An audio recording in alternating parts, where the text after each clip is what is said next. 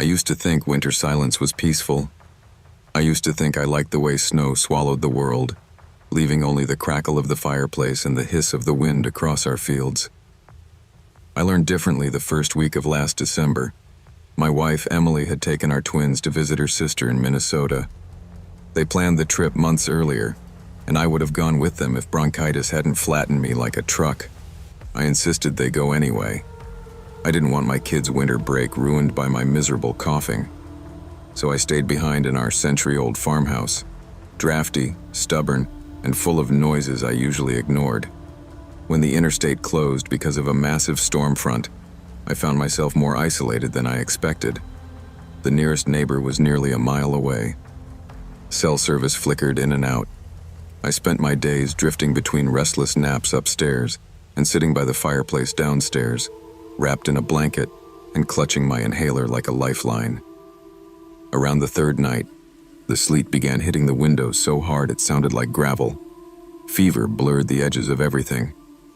When I went to the window to check on the storm, I noticed something that snapped through the haze. Boot prints along the tree line behind the barn. Fresh ones, deep ones.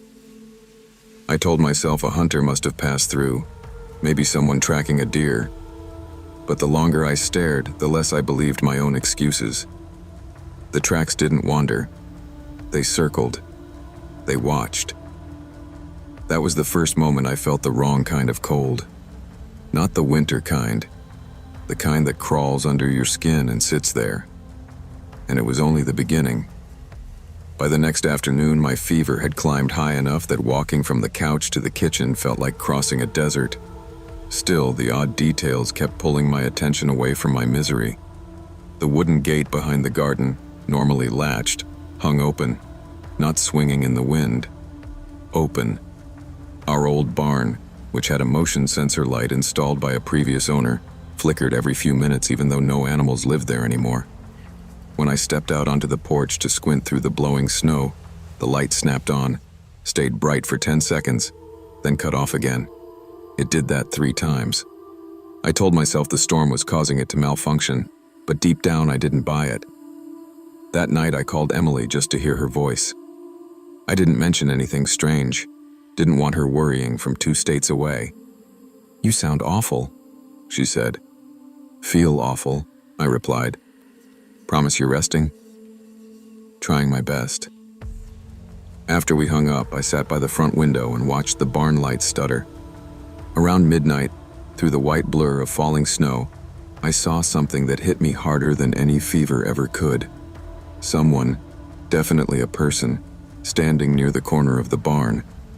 Not moving, not calling out, just watching the house.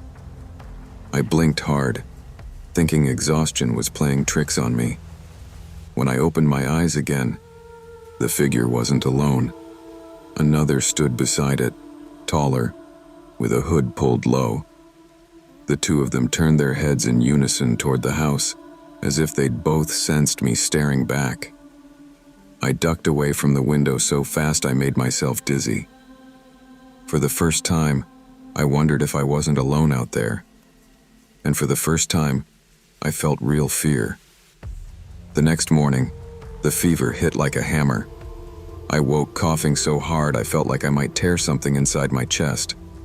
The house smelled like old wood and stale air.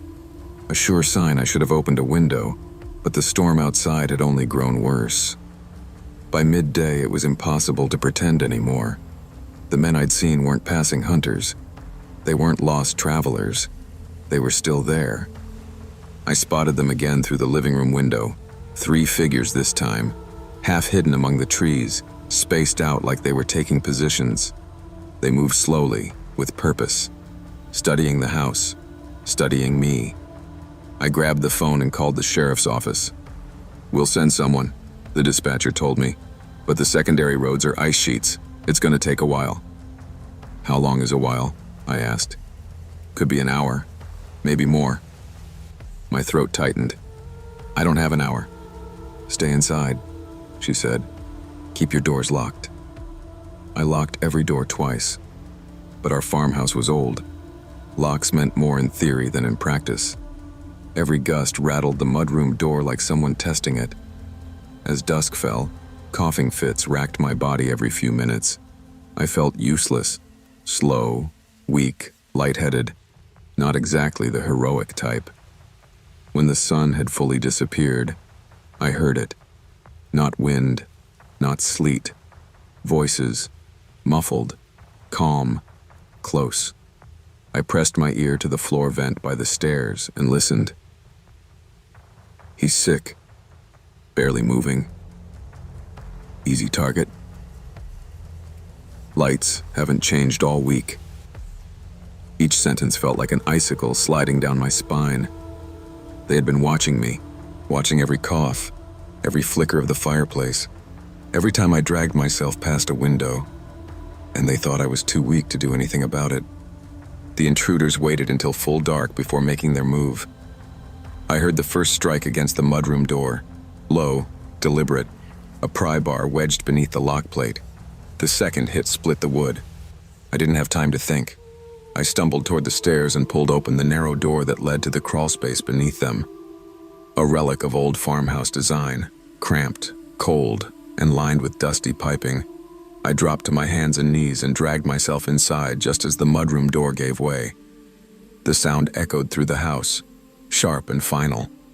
I pressed myself between the joists, fighting the urge to cough. The floorboards above me groaned under heavy footsteps. There were at least 3 men, maybe 4. Their boots thudded across the kitchen and into the hallway. "Guy's gotta be upstairs," one said. "He barely walks." Another replied, "Hope he's out cold. Makes it cleaner." I clenched my inhaler so tight my hand ached. My lungs burned for a breath I didn't dare take. They opened doors, checked closets. Their movements were methodical, calm, too calm. They'd done this before. One of them stopped near the vent above my head. "He coughing earlier?" "Yeah," another answered. "Sounded bad." A plan formed in my fever-riddled brain. Stupid, desperate, but maybe my only chance. I forced myself to inhale through my nose and then released the loudest, wettest, most guttural coughing fit of my life. It tore through my throat like barbed wire. The reaction above me was instant.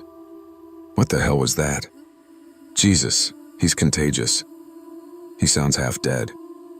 You want to catch whatever he's got? Their boots backed away from the vent. One muttered, "Forget it, we need another house. This place ain't worth it." Then, like a miracle, I heard the front door open, cold air rushing in as they fled into the storm. And then I passed out. I woke up to voices, real ones this time, firm, professional, familiar. "Marcus, can you hear me?" A flashlight beam cut through the crawl space opening. A deputy crouched down, his breath visible in the cold air.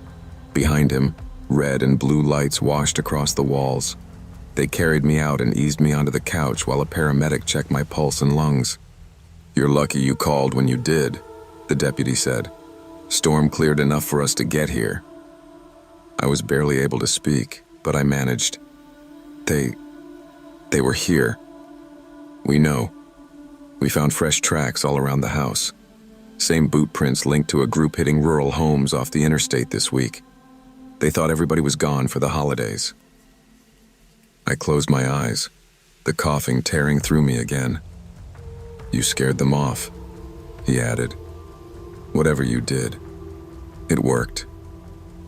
I almost laughed, but it turned into more coughing. Guess being sick finally helped me. Over the next few days, as the fever eased and Emily drove back early, investigators filled me in. The men had been scouting empty rural homes, ones with cars gone, no footprints, no movement. They assumed our house was empty because they never saw me leave, and my lights stayed the same. They only realized someone was inside when they spotted me coughing through the window on the second night. They thought I'd be weak, helpless. They were right about the weakness, but not about the helpless part. Sometimes survival doesn't look heroic. Sometimes it looks like lying in the dark, lungs on fire, using the only thing you have left. In my case, it was bronchitis and dumb luck. Strength doesn't always come from power, skill, or preparation. Sometimes it comes from instinct, awareness, and refusing to give up even when you feel weakest. Trust your instincts, respect your limits, and never underestimate the value of small choices, because sometimes survival hangs on nothing more than paying attention and acting when it matters most.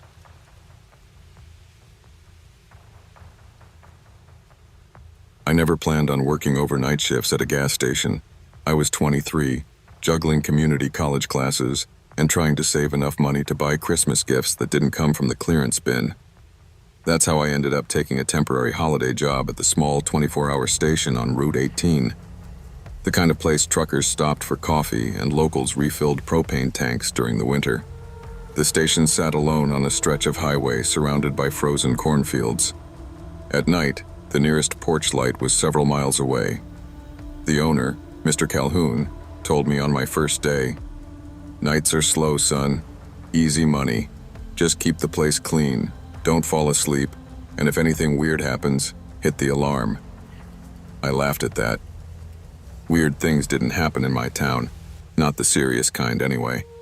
Just bored teenagers or the occasional drunk driver looking for jerky. By December 20th, winter had dropped its hammer. Temperatures sank into the single digits, and the wind felt like it could cut through denim and bone. I wrapped myself in a thick hoodie and sat behind the counter watching the security monitors flicker, sipping instant coffee that tasted like burnt cardboard. Around 2 a.m., the quiet felt heavier than usual, like the whole world was holding its breath.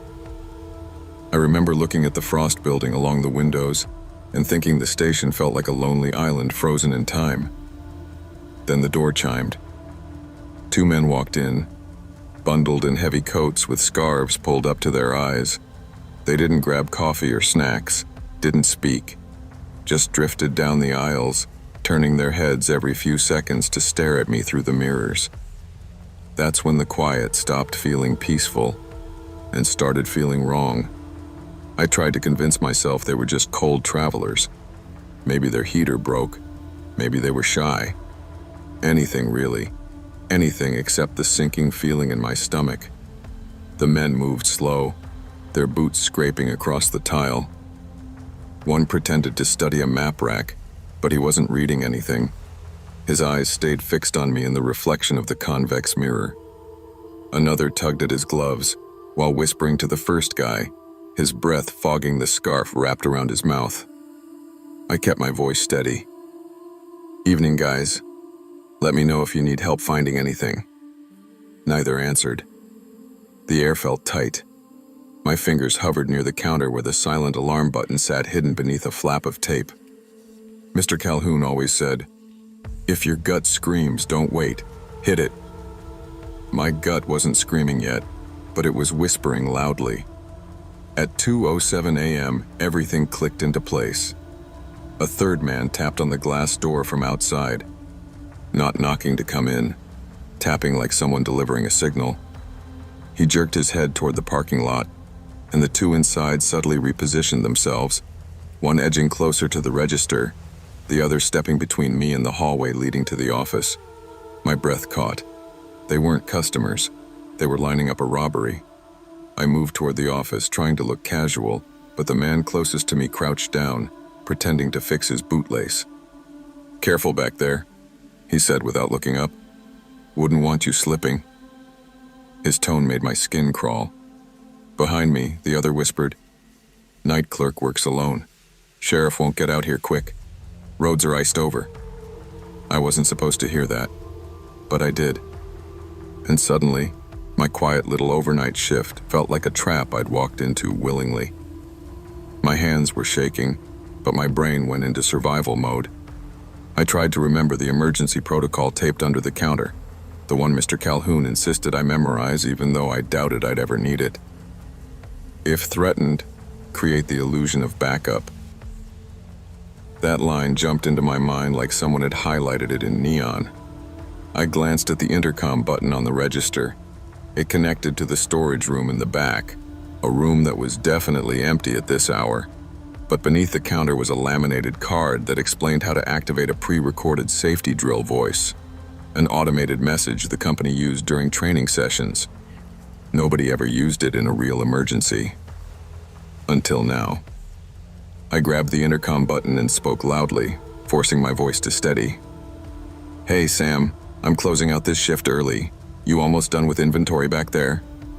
The two men froze. Their eyes snapped toward the hallway. I pressed the smaller button beneath the counter, the one that triggered the pre-recorded reply. A calm male voice boomed through the speaker. "Inventory check complete. Coming up front now." The effect was instant. The man near the register stepped back. "There's another guy here?" The one crouched near me muttered. "Was supposed to be one. He said it was one." Through the window, the third man pounded on the glass, gesturing frantically for them to hurry. For a few long seconds, we all stood there, me clutching the intercom, them calculating, watching, tense. I prayed they wouldn't figure out the voice was fake. Then they panicked. "Let's go," one snapped. "Bad setup. Let's get out." They rushed out the door, slipping on the icy pavement as they scrambled to the truck idling under the streetlight. Within seconds, they were gone, swallowed by the dark highway. I leaned over the counter, heart slamming against my ribs, and finally hit the real silent alarm. The station was quiet again, but it wasn't peaceful anymore. The next 15 minutes felt longer than any hour of my life. The cold seeped through the glass, and the wind rattled the thin metal siding of the building. Every sound made me flinch. I kept replaying the men's voices in my head, the way they'd said, "Night clerk works alone," like they'd been scouting stations up and down the interstate. I double-checked the doors 3 times, even though the locks were already engaged. I turned off the lights in the aisles so I wouldn't be visible in the windows. My hands still shook so badly that I dropped my coffee mug, the ceramic shattering on the floor. I kept expecting the truck to come back. At 2:26 a.m., headlights swept across the parking lot. For a moment, panic returned, until I saw the sheriff's decal. 2 deputies stepped inside, snow dusting their hats. "You Javier?" one asked. "Yeah," I said, voice cracking. "Dispatch said you had 3 suspicious subjects here." I nodded and recapped everything, every whisper, every glance, every signal. They listened carefully, exchanging grim looks. "We've been tracking a group hitting rural stations along the interstate the last 2 nights," the older deputy said. "They come in bundled up, wait until the clerk is isolated, then move fast." "You scared them off," the younger deputy added. "Good thinking with that intercom." I shrugged weakly. Just remembered protocol. I didn't tell them I was a second away from passing out. The deputies swept the lot, checked the cameras, and stayed with me until the roads cleared enough for a patrol car to linger nearby. Just having them there made the night feel survivable again. But when the door finally shut behind them and their lights faded, the silence felt different, heavier, sharper, like danger had brushed past me and left a shadow behind. I'd never forget that feeling. For the remaining days of December, I worked only daylight shifts. Mr. Calhoun insisted. "Kid, you got guts," he told me. "But I'm not letting you take another overnight until we fix our security." The station installed a brighter parking lot light, new cameras, and stronger locks. Still, every time the door chimed, I felt my stomach tighten. The harmless customers, truckers buying energy drinks, couples grabbing snacks, teenagers on winter break, they all looked different to me now. Sometimes, late at night when I tried to sleep, I replayed the men's voices. "Night clerk works alone. Sheriff won't get here quick. Bad setup. Let's go." Their words had been casual, almost bored, like they'd done this before and would do it again. I wondered what would have happened if I hadn't remembered that protocol card, if the pre-recorded voice hadn't sounded real enough, if any one of them had pushed a little harder. A lot of ifs. Too many. On Christmas Eve, as I wrapped gifts for my little brothers, I found myself feeling grateful. Grateful for a job I didn't really want, for a boss who took safety seriously, and for a cheap intercom system that had saved me from becoming a headline. Mostly, I was grateful for instinct, and the fact that fear didn't freeze me. Fear made me act. I didn't stay at the station long. By January, a better job opened up at a local warehouse. But every year when December comes around, and the nights get quiet and cold again, I think back to that shift, the moment I realized how thin the line between ordinary and dangerous can be. And how sometimes, survival comes down to one quick decision in the middle of a frozen night. Courage isn't always loud or heroic. It often comes from acting calmly when fear tells you to freeze. Trust your instincts, follow your training, and never underestimate small preparations. In moments of danger, even a simple plan can be the difference between becoming a victim and walking away alive.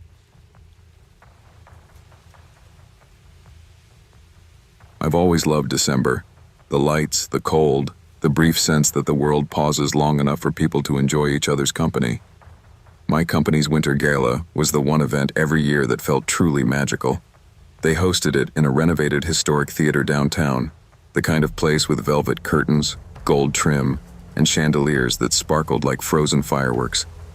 I was excited for it, maybe too excited, because I stayed far later than I planned. I lingered over conversations with coworkers I barely saw outside of quarterly meetings.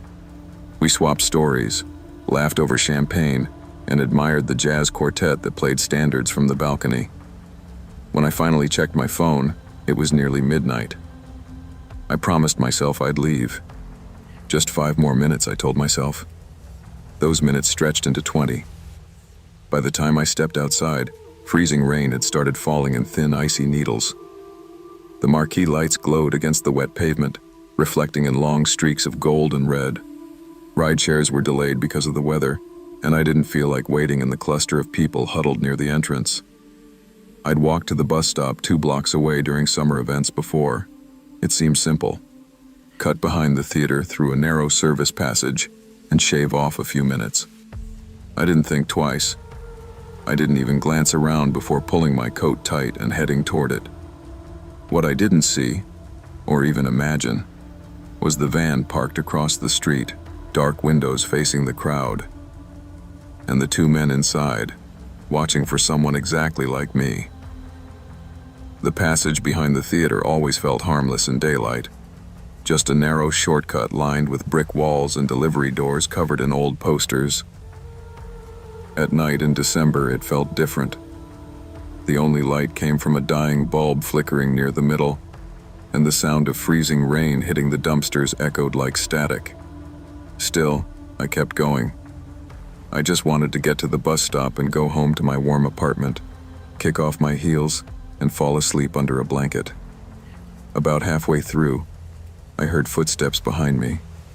Soft, steady, too close. At first, I told myself it was just someone else leaving the gala, maybe a server finishing their shift, maybe another guest heading home.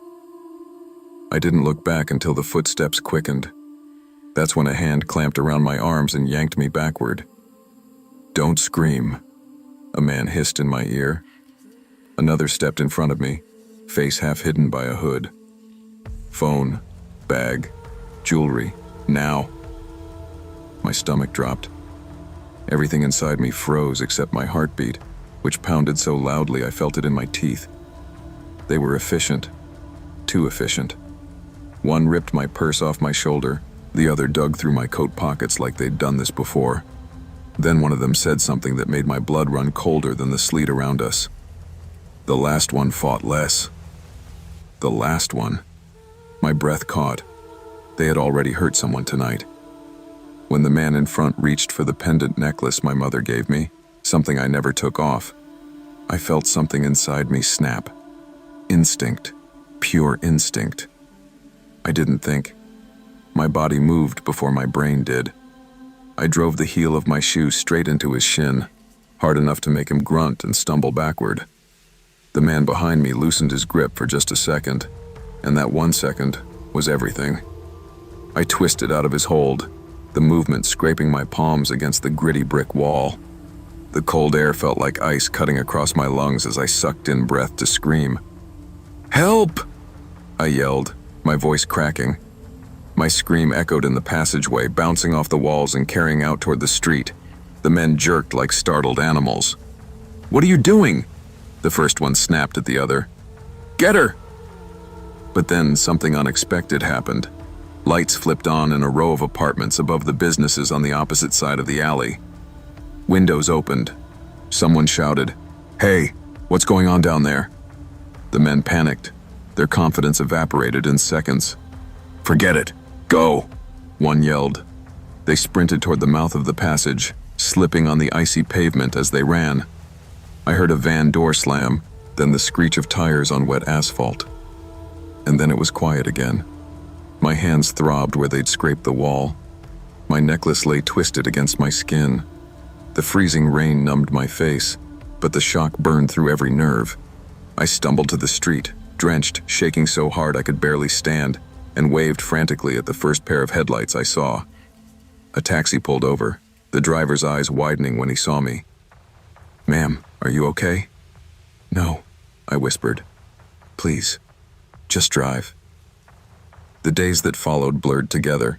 Police reports, photo lineups, and repeating the same story to different officers who took notes with serious, tired eyes.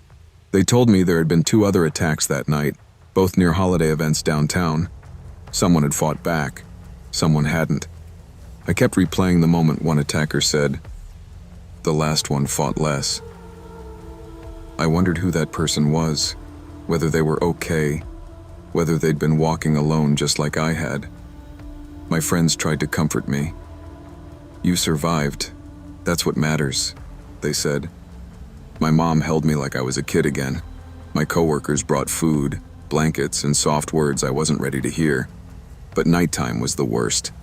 Sleep came in short, broken pieces. I avoided dark hallways, avoided shortcuts, avoided anything remotely resembling a narrow passage. Even the sound of freezing rain made my shoulders tense. One afternoon, Detective Malone called. "We found the van," he said. "We're working on identifying the men. You did the right thing. You probably saved yourself." I nodded, even though he couldn't see me. I didn't feel brave. I didn't feel heroic. I just felt lucky. And luck is a fragile thing to depend on. But slowly, day by day, I forced myself back into routine. Work, coffee runs, dinner with friends, normal life in small pieces. Still, every time I walked past the theater, where the lights sparkled and people laughed exiting the gala, I felt the echo of that night tug at me. Danger doesn't always announce itself. Sometimes it hides in familiar places. A week later, I took a walk downtown during the evening rush. Lights hung across the streets, carolers sang near storefronts, and people hurried past with shopping bags and rosy cheeks. It was beautiful, peaceful in a way I couldn't enjoy the year before. I paused near the theater's marquee. Cars idled in a line as people waited for friends. I watched the glow reflect off the wet pavement and felt the weight of that night settle into something I could finally hold without shaking. I realized I had spent so long believing danger looked a certain way. Loud, obvious, dramatic. But the truth is, it can be quiet. It can be hidden. It can slip out from behind a familiar corner when you least expect it. My therapist told me, being cautious doesn't mean living in fear. It means valuing yourself enough to protect your safety. I think she was right. So now, I walk with more awareness. I ask for rides. I stick to well-lit streets. And I never again assume a shortcut is harmless just because it feels familiar. I still wear the necklace my mother gave me. The chain is slightly bent from where one attacker yanked it, but I keep it that way. It reminds me that I fought back, not because I was fearless, but because I wanted to go home. And wanting to go home can be the strongest instinct of all. As I headed toward my bus that evening, I didn't take the passageway. I walked the long way, under bright lights, surrounded by people, fully aware of every step. And this time, I wasn't ashamed of my caution. I was grateful for it. Trust your instincts, even when they feel inconvenient. Safety isn't paranoia, it's awareness. A familiar path can become dangerous without warning, but quick thinking, courage, and preparedness can turn fear into survival. Protect yourself, stay alert, and never assume that danger only happens to someone else.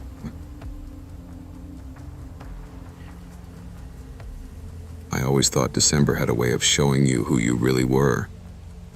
The cold strips away the noise. No crowds, no traffic, no distractions. Just the sound of your own breathing. Before the divorce, I used to look forward to winter. My ex-husband, Mark, loved Christmas. He'd string lights around the house before Thanksgiving and blast the same old playlist while we argued over ornaments. I pretended that was warmth, that marriage meant holding on even when everything felt frozen. But the truth hit hard this past spring. Some things die long before the season does. So when December rolled around and my mother suggested I spend a few days at our family cabin in Red Hollow, I said yes. I told her I needed space, quiet, a place where my thoughts wouldn't echo off someone else's expectations. The cabin sat at the far end of a narrow mountain road, tucked behind a line of pines that always looked like they were standing guard. It wasn't fancy. Stone fireplace, old wooden beams, mismatched furniture, but it smelled like cedar and memories. My dad built it long before I was born, and it always felt like the safest place on earth. I drove up the morning the blizzard warnings started. The radio repeated them endlessly, but I shrugged them off. I wasn't planning to go anywhere. I wanted isolation. I wanted to listen to the wind instead of thinking about divorce papers, empty rings, and quiet dinners for one. That first night, as the storm rolled in like a living thing, I sat by the fire with a blanket around my shoulders, writing half-heartedly in a journal. The wind rattled the windows. Snow drifted sideways like white smoke, and in that silence, the kind that feels too deep to trust, I felt for the first time in months, completely alone. The power went out around 11. It wasn't dramatic, just a soft pop, then darkness swallowing the cabin inch by inch. I lit an old lantern from the mantel and set it beside me. The flame flickered with every gust, like it was shivering right along with the walls. Around midnight, I noticed something strange through the frost-coated window. Small beams of light moving between the pines. At first I thought maybe rescue workers were checking on houses, or maybe some late-season hikers got caught in the storm. But the way the lights moved, too slow, too careful, made my stomach tighten. Then I heard voices. No fresh tracks except the ones from earlier, a man said. His voice was sharp, not the calm, clipped tone of a rescuer. A second voice answered, "Storm's gonna cover everything anyway. Nobody's getting up here for days." I ducked down below the window, heart hammering. These weren't search teams.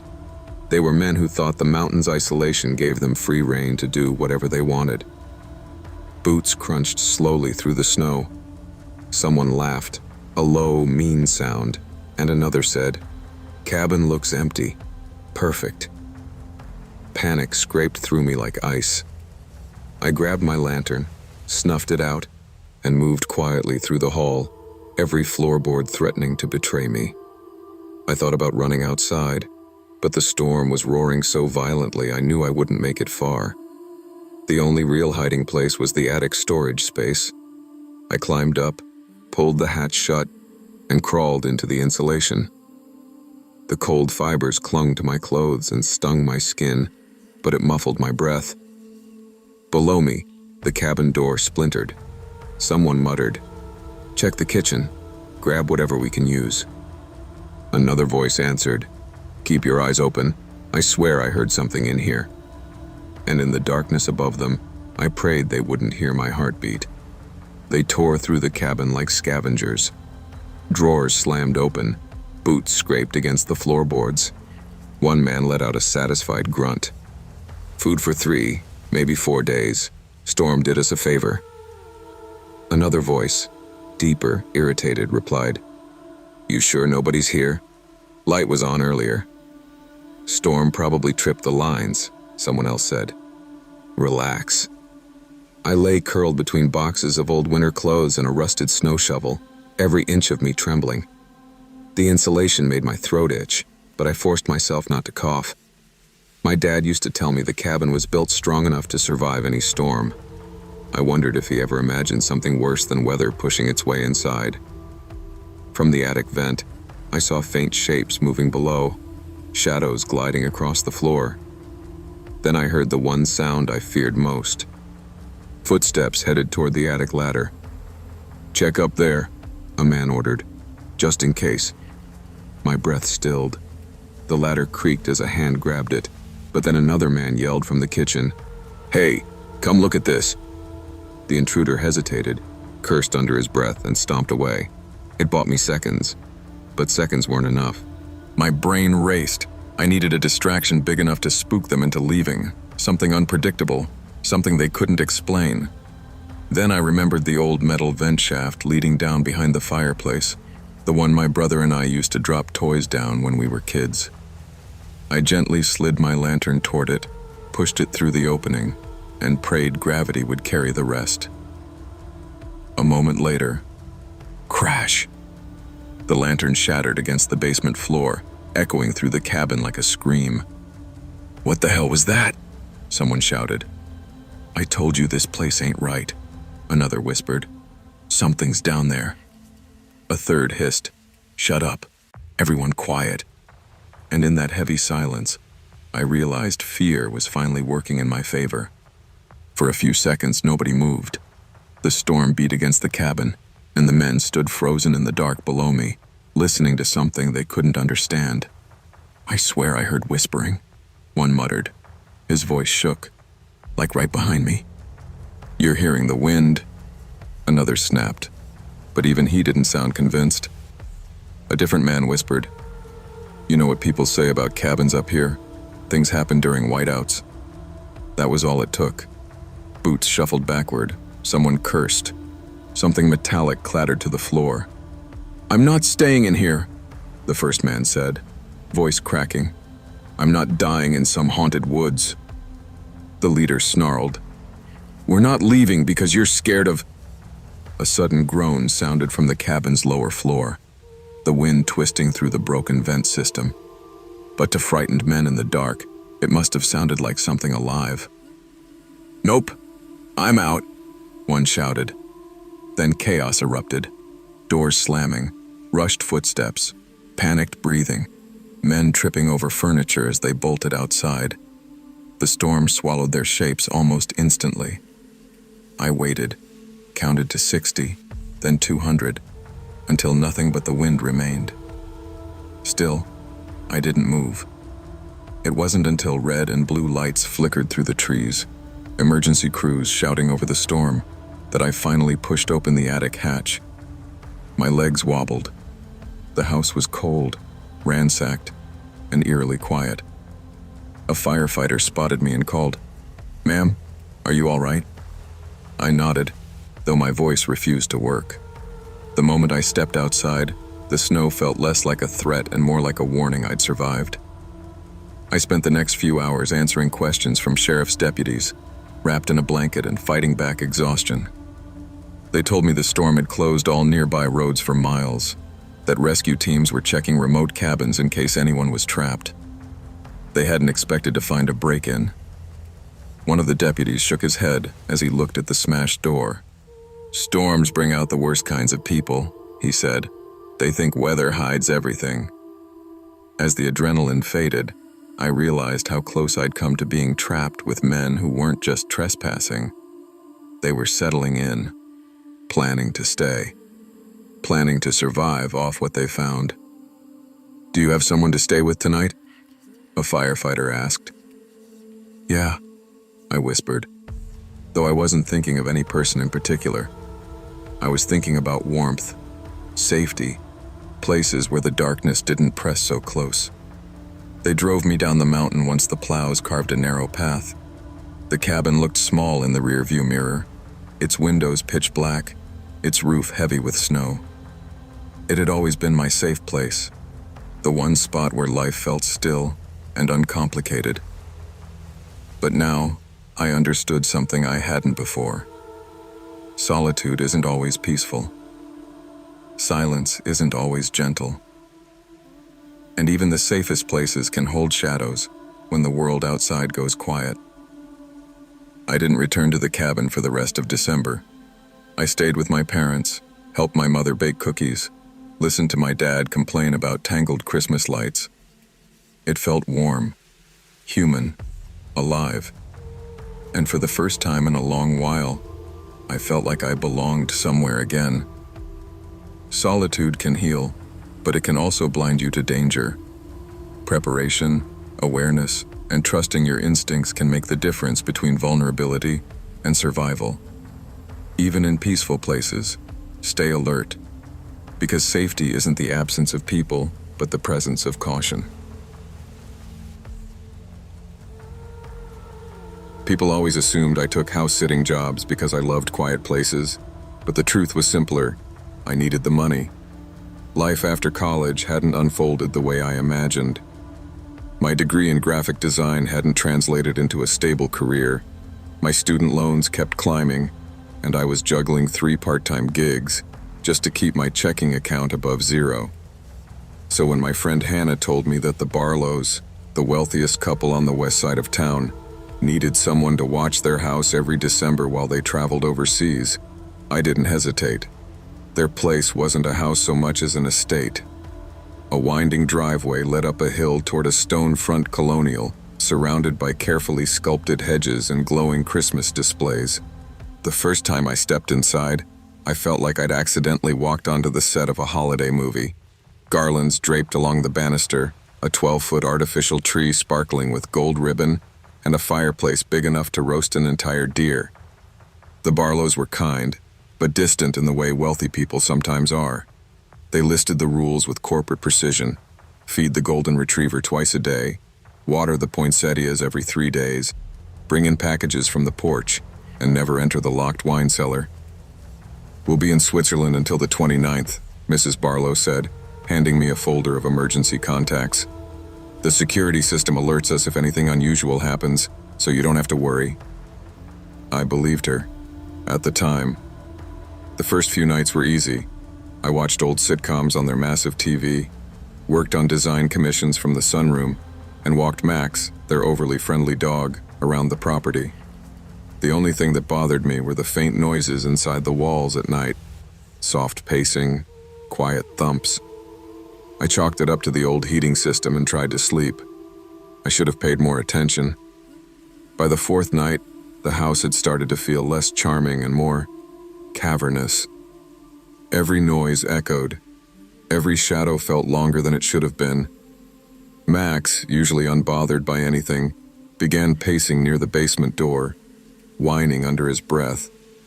I told myself dogs just sensed drafts or the hum of appliances, but deep down, something unsettled me too. It was the morning after a freezing rainstorm when I noticed the footprints. I had gone downstairs to grab pancake mix from the pantry. I flipped on the light, stepped inside, and froze. The floor was marked with muddy prints, small, narrow, shaped like work boots. They led from the basement door straight to the lower shelves where canned soups and pasta boxes sat. At first, I blamed myself. Maybe I had stepped in something outside. But when I placed my own boot next to the print, the difference was obvious. Someone else had been in the house. Trying to keep myself calm, I checked the doors and windows. Everything was locked. No broken glass, no disturbed screens, no signs of forced entry at all. My stomach tightened. Whoever walked those prints hadn't come in. They had come from somewhere. I powered up the Barlow's security system and pulled up the camera footage. Their system was high-end, with time-stamped clips organized by motion detection. I started scrolling backward through the previous night. Nothing. Empty hallways, snow drifting across the driveway, Max sleeping under the dining table. Then something caught my eye, just a sliver of movement on the basement camera. A shape moved, barely visible, skirting along the corner just out of the camera's direct angle. Whoever it was knew exactly where the blind spots were. My mouth went dry. My hands shook as I clicked frame by frame. And that's when I realized the most chilling part. The person wasn't coming in at night. He was already inside. Somehow, some way, he had been living here before I ever arrived. I stared at the screen, the cursor hovering over the blurred frame of the intruder. My brain fought to deny it. I replayed the footage again, watching the faint outline of a man slip across the floor, hugging the shadows like he had practiced this 100 times. Max barked once, loud and sharp, as if confirming what I feared. I grabbed the closest thing to a weapon, a fire poker from beside the fireplace, and crept toward the basement. My breath fogged in the cold air as I descended the wooden steps. The basement smelled like concrete dust and old cardboard. The moment I reached the floor, Max growled, ears pinned back, and the storage room beneath the stairs had always struck me as oddly placed. Its door was slightly warped, and the Barlows had casually told me they used it for holiday decorations. But now, standing in front of it, I noticed something I never had before. A faint draft slipping through the cracks, warm air mixing with cold. I turned the knob slowly, fire poker tight in my grip. Inside, the space was barely larger than a walk-in closet. Holiday boxes were stacked neatly along the walls, but behind them, something else. I pushed aside a plastic bin labeled "Lights, Red," and felt my heart plummet. A makeshift bed, thin blankets folded over a flattened cardboard box, a half-eaten granola bar, a water bottle, a folded work shirt with a landscaping company logo on it. Someone had been living here. Recently. I backed up so fast I knocked over a box of old ornaments, sending them clattering across the floor. From somewhere above me, a board creaked, a slow, deliberate shift of weight. He knew I was down here. "No," I whispered. "No, no, no." I sprinted up the stairs, slammed the basement door shut, locked it, then dragged a dining chair in front of it. My hands shook so violently, I could barely hold the phone as I dialed 911. "Someone's in the house," I said, voice cracking. "He's been living here. I think he's downstairs." As I spoke, the basement door rattled once, then again, harder. He wasn't hiding anymore. The dispatcher instructed me to go somewhere safe and lock the door. I didn't hesitate. I grabbed Max by the collar and ran upstairs, my legs trembling beneath me. The nearest room with a lock was the guest bedroom at the end of the hall. I slammed the door shut, turned the lock, and pushed a dresser in front of it. Max paced the room, barking at intervals, stopping only to press against my leg as if he could sense how close I was to breaking down. The house had changed. Every sound felt amplified. The settling timber, the tapping branches outside, the slow creaks traveling across the first floor. And then I heard the unmistakable sound of footsteps on the stairs. Heavy, intentional. My heartbeat pounded in my ears. I pressed myself against the far wall, clutching the fire poker in my shaking hands. "Police are on the way," the dispatcher reminded me through the phone. Her voice sounded far away. The footsteps reached the landing. Silence followed. An awful, stretched-out silence that felt like a held breath. Then the floorboard outside the guest room groaned under someone's weight. He knew exactly where I was.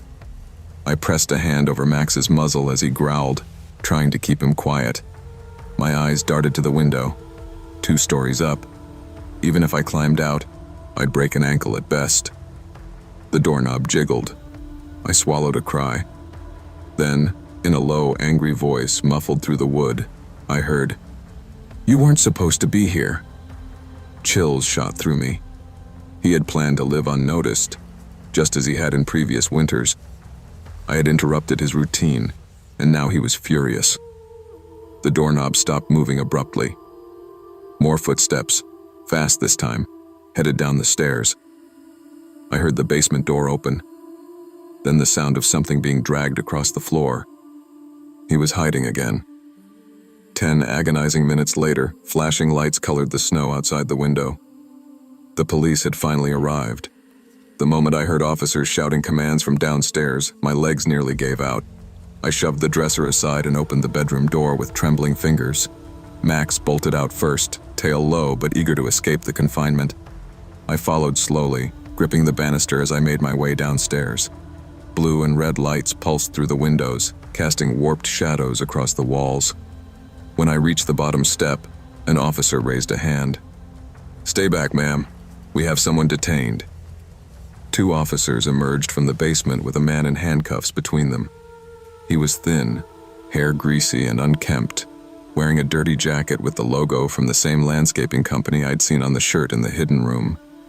He kept his head down, but when he lifted it briefly, his eyes locked onto mine, cold, resentful, almost betrayed. "Former landscaper," one officer explained.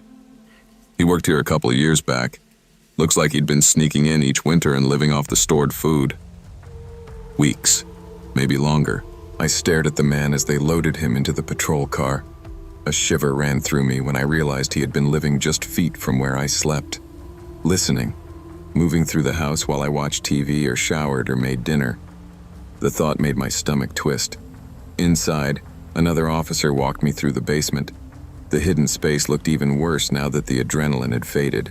Piles of food wrappers shoved behind boxes, blankets matted with dirt, a cracked phone charger plugged into an outlet I never knew existed. "He knows the blind spots of the cameras," the officer said. "He's been doing this for a while." I nodded numbly. That night, after everyone left, I packed my things and left the Barlow estate behind. I couldn't stay, not one more second. For the rest of December, even in my tiny apartment, I felt phantom eyes on me every time I walked into a dark room. Being watched changes something in you. It never fully goes away. For most people, December means crowded malls, office parties, and too much peppermint-flavored everything. For me, it meant one simple ritual: the overnight train from Chicago to Detroit. I'd been making that trip since I was 20, back when my brother Evan first moved out there for work. No matter how busy life got, no matter how cold the wind blew off Lake Michigan, I always made that journey.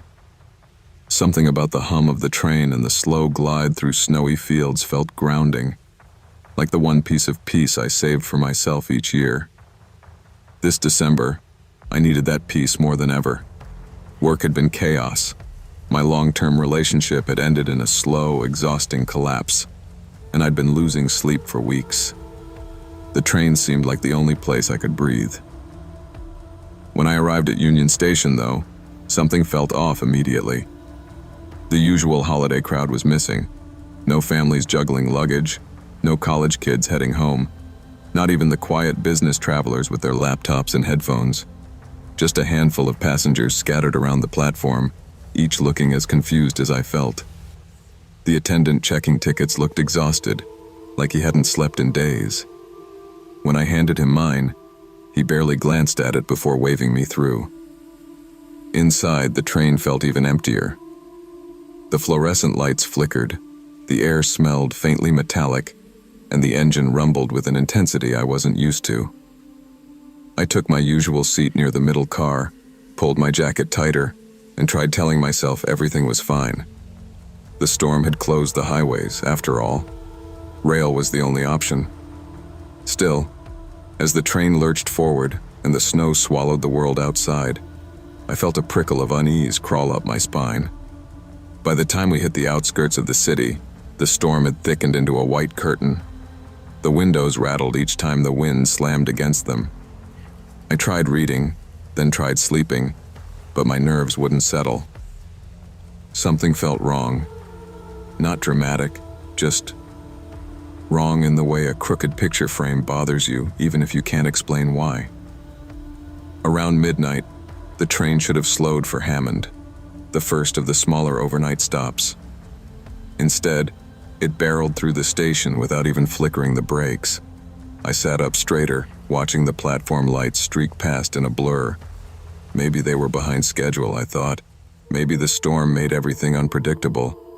But then we blew past the next stop, and the next. Finally, I walked toward the front car to find the attendant. He was standing stiffly near the door, wringing his hands. "Hey," I said, keeping my voice calm. "We're skipping the local stations. Everything okay?" He swallowed hard. "The schedule changed tonight. Nothing to worry about."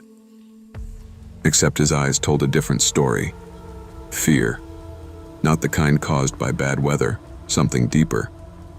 Before I could press further, I heard voices from the front car. 2 men. Hard, clipped tones. I caught fragments of their conversation. "Stay off the radio.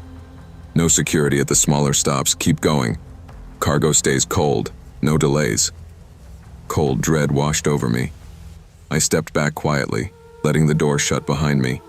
My mind raced through possibilities. This wasn't a storm detour. This was something else, something dangerous. And whatever those men were transporting, they didn't want law enforcement near it. The empty train suddenly felt a lot less peaceful. My first instinct was to pretend I hadn't heard anything. Sit down, stay quiet, pray the train would somehow reach Detroit without incident. But instincts only protect you when they aren't screaming at you to do something. I forced myself to breathe.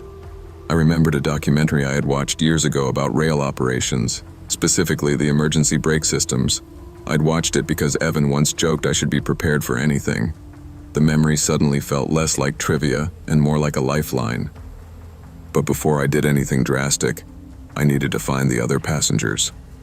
The train wasn't long, just 6 cars, and the storm outside muffled every sound. Moving quietly felt surreal, like sneaking through a familiar dream turned sour. I checked each aisle, whispering urgently to anyone I found. A college kid wearing headphones, an older woman clutching a knit hat, a middle-aged man asleep with his arms folded. I tapped his shoulder. He woke with a start. "What's going on?" he whispered. "I'll explain later," I murmured. "We need to move. Now." Within minutes, I'd gathered all 7 remaining passengers and led them toward the service compartment, an industrial storage area between cars that most travelers never noticed. It wasn't cozy, but the door was solid metal and could be latched from the inside. The older woman looked terrified. "Is this a robbery? Are they dangerous?" "I don't know yet," I admitted, "but this is the safest place for now."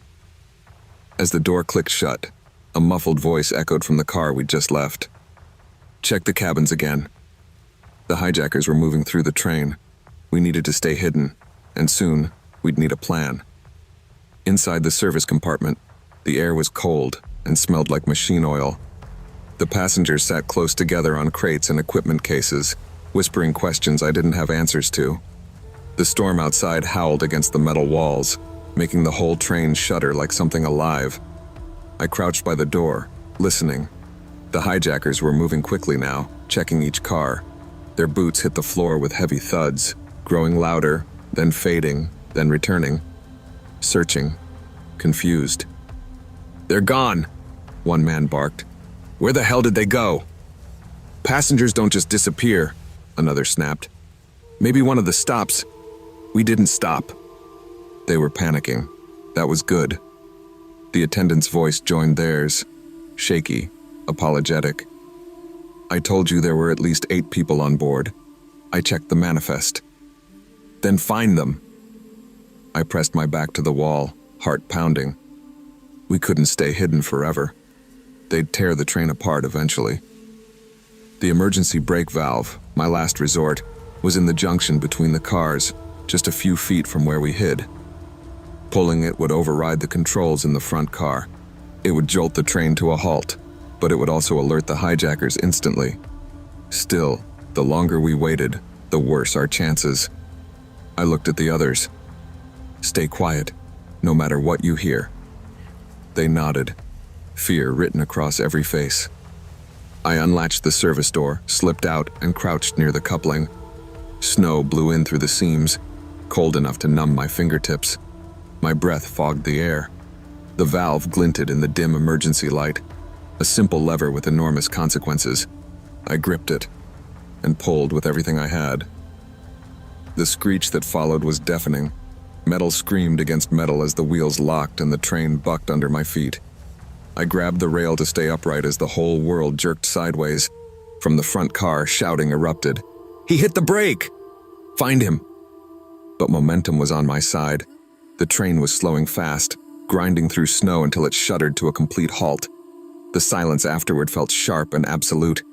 I sprinted back into the service compartment and slammed the latch shut just as footsteps pounded toward us. Fists hammered the other side of the door.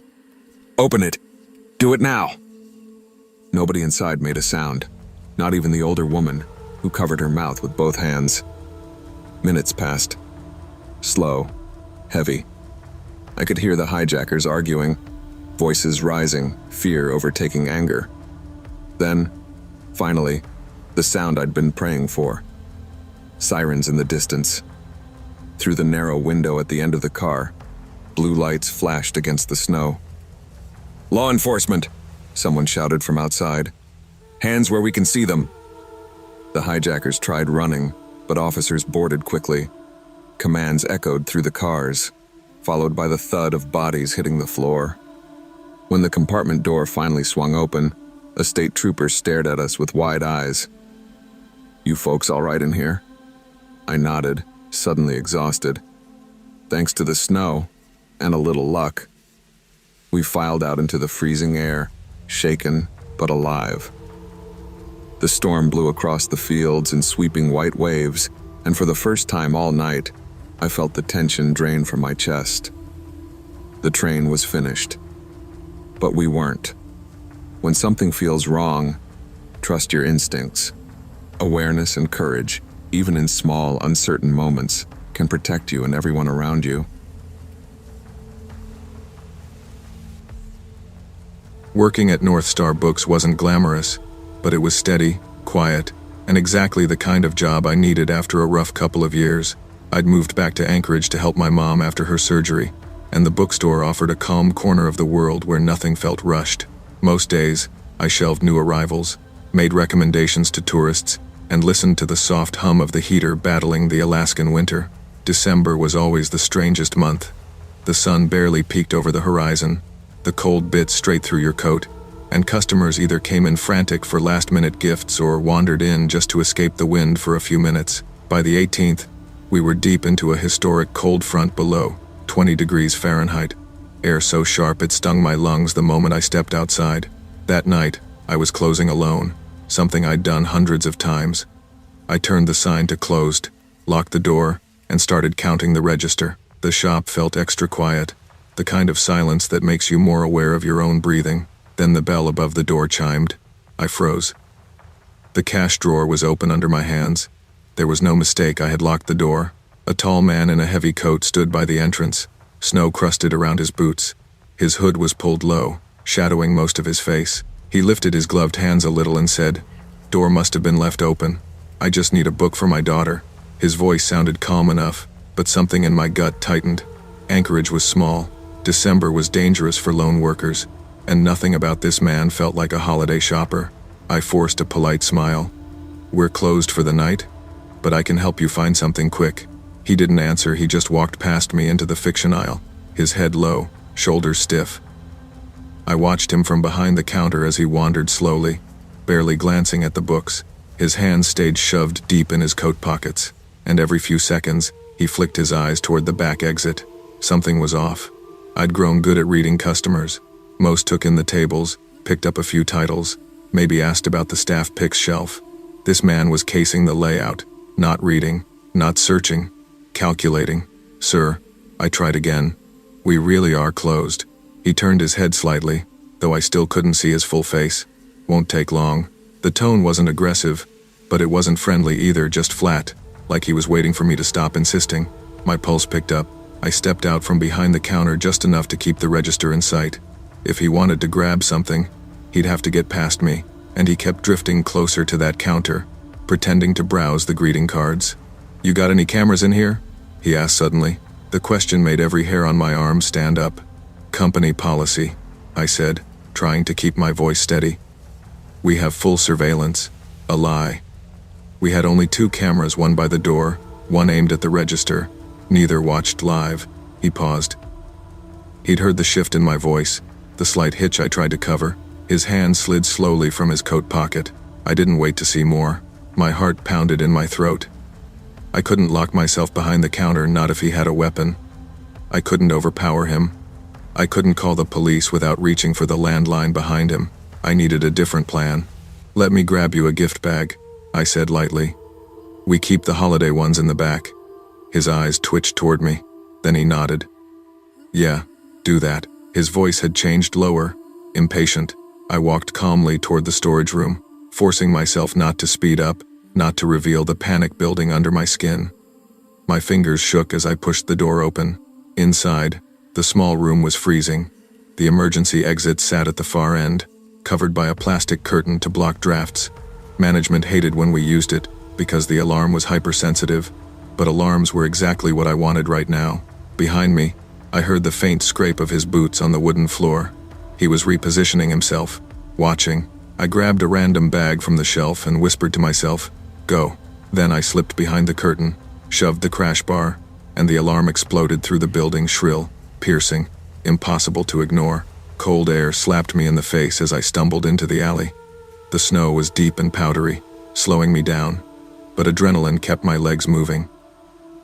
I ran toward the diner next door, slipping once, catching myself on frozen pavement. Inside the warm diner, I burst through the door and gasped, "Call the police now." The employees didn't hesitate. Anchorage folks know trouble when they hear it. The police arrived faster than I expected, sirens echoing through the empty streets. 2 officers pushed into the bookstore while another stayed with me, asking for details as my hands trembled against the coffee mug someone handed me. "I just knew something was wrong," I said between shaky breaths. He didn't look at a single book. He kept watching the exits. The officer nodded. "You did the right thing leaving. These cold months bring out desperate people." Minutes later, radios crackled. "We've got him." My stomach dropped. "Did he have anything?" The officer hesitated only a second before answering. "Crowbar, in his jacket." A cold wave spread through me that had nothing to do with the 20 degrees Fahrenheit outside. He hadn't come for a book. He hadn't come for anything except an opportunity. And if I'd turned my back, or bent down to grab a bag without thinking, the story could have ended very differently. Another officer stepped into the diner, snow dusting his jacket. "He was hiding behind a display when we entered," he said. "Matches the description of the guy who hit 2 shops last week." The room felt suddenly smaller. The noise of the diner faded. All I could hear was the alarm still ringing faintly in my memory. He followed a pattern. The officer continued gently. "Single employee, late closing, small shops. You weren't imagining anything." I closed my eyes for a moment, steadying my breath. My instincts had spoken, and this time, I'd listened. The bookstore reopened 2 days later, though I took the rest of the week off. I tried going back to normal, sleeping in, baking too many cookies, wrapping gifts for my mom, but the December darkness outside my window felt heavier than usual. Every creak of the house made me sit up straighter. Every shadow reminded me of that man in the thick winter coat. Still, gratitude cut through the fear. Gratitude that I'd paid attention. Gratitude that I'd trusted myself. Gratitude that I hadn't stayed another minute in that shop with him. When I finally returned to work, my manager hugged me so tightly I thought my ribs might crack. She installed extra alarms, added a second closing shift staffer, and insisted on walking me to my car every night. Anchorage didn't suddenly feel safer, but it felt survivable. That night, as I switched off the lights and watched the snow swirl outside the front window, I realized something important. Instincts weren't paranoia. They were experience, awareness, and self-preservation, all rolled into one. The bell above the door jingled softly in the draft, and I glanced over not with fear, but with a sharper kind of caution. I locked the door carefully, checked it twice, and whispered to myself, "Never again." Not fear, not weakness, just preparedness, and relief that on that December night, I hadn't talked myself out of what my gut already knew. I never wanted the overnight shift at Street Bridget's, especially not in December. I'd been a nurse there for 4 years, and every year the same thing happened. Staffing cuts, holiday schedule shuffling, and an endless wave of flu patients. By the time I walked in on December 12th, the snow outside was already waist-high, and the wind howled through the parking lot like it was trying to tear the building down. Ward C was technically still in use barely. It was the oldest wing, scheduled for renovation in the spring, with leaky vents and sensors that beeped for no reason. Most nurses avoided it, claiming it was haunted by bad wiring and worse memories. I'd laughed at that once, but the quiet of the place after midnight had a way of getting under your skin. My shift started normally enough, checking vitals, adjusting meds, chatting with the 3 patients still assigned to the ward. They were light sleepers, each rattled by the storm and the echoing emptiness of the halls. Around 2 a.m., I was sipping lukewarm coffee at the nurse's station when the call board chimed, room 317. The light blinked, an urgent red. Except 317 was empty. It had been empty for months. I straightened, frowning. Probably another glitch. Ward C was full of them. Still, a call light didn't activate on its own, not like that. I grabbed my keyring and started down the dim hallway, telling myself it was nothing, just old wiring, just the wind. But as I got closer, I wished I hadn't been scheduled at all. Room 317's door was cracked open, just barely. That bothered me more than the call light. I'd locked it earlier. All empty rooms stayed locked after visiting hours. I nudged the door wider with my foot, and my breath caught. Wet footprints, bare footprints tracked across the linoleum floor. The shape was unmistakable. Someone had walked in from the snow. My first thought was that maybe security had let someone in. My second thought was that no one should be wandering Ward C at this hour, especially barefoot. My third thought was just fear, cold, sharp fear that crawled up my spine. "Hello?" I whispered. "Is someone in here?" Silence. The room was empty. The air even felt colder, like the door had been open for a while. I stepped back out quickly and headed for the security office. The guard on duty looked exhausted, but he pulled up the hallway feed when I asked. The camera flickered with static interference again, but for a split second, a shape appeared on the screen.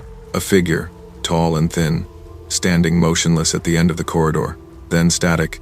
The guard sat forward. That's not supposed to happen. Before I could ask what he meant, the intercom crackled with a sudden crash from down the hall. Then the sound of drawers opening, slamming, opening again coming from another empty room. The guard cursed under his breath. "You're not the only one who's seen things tonight." My stomach twisted. Whatever was in the old wing wasn't a sensor glitch. It was a person, and they weren't supposed to be here. I hurried back to Ward C, heart hammering. A maintenance worker named Carl met me halfway down the hallway. He'd been repairing a heater unit and must have heard the noise too. His eyes darted nervously toward the abandoned rooms.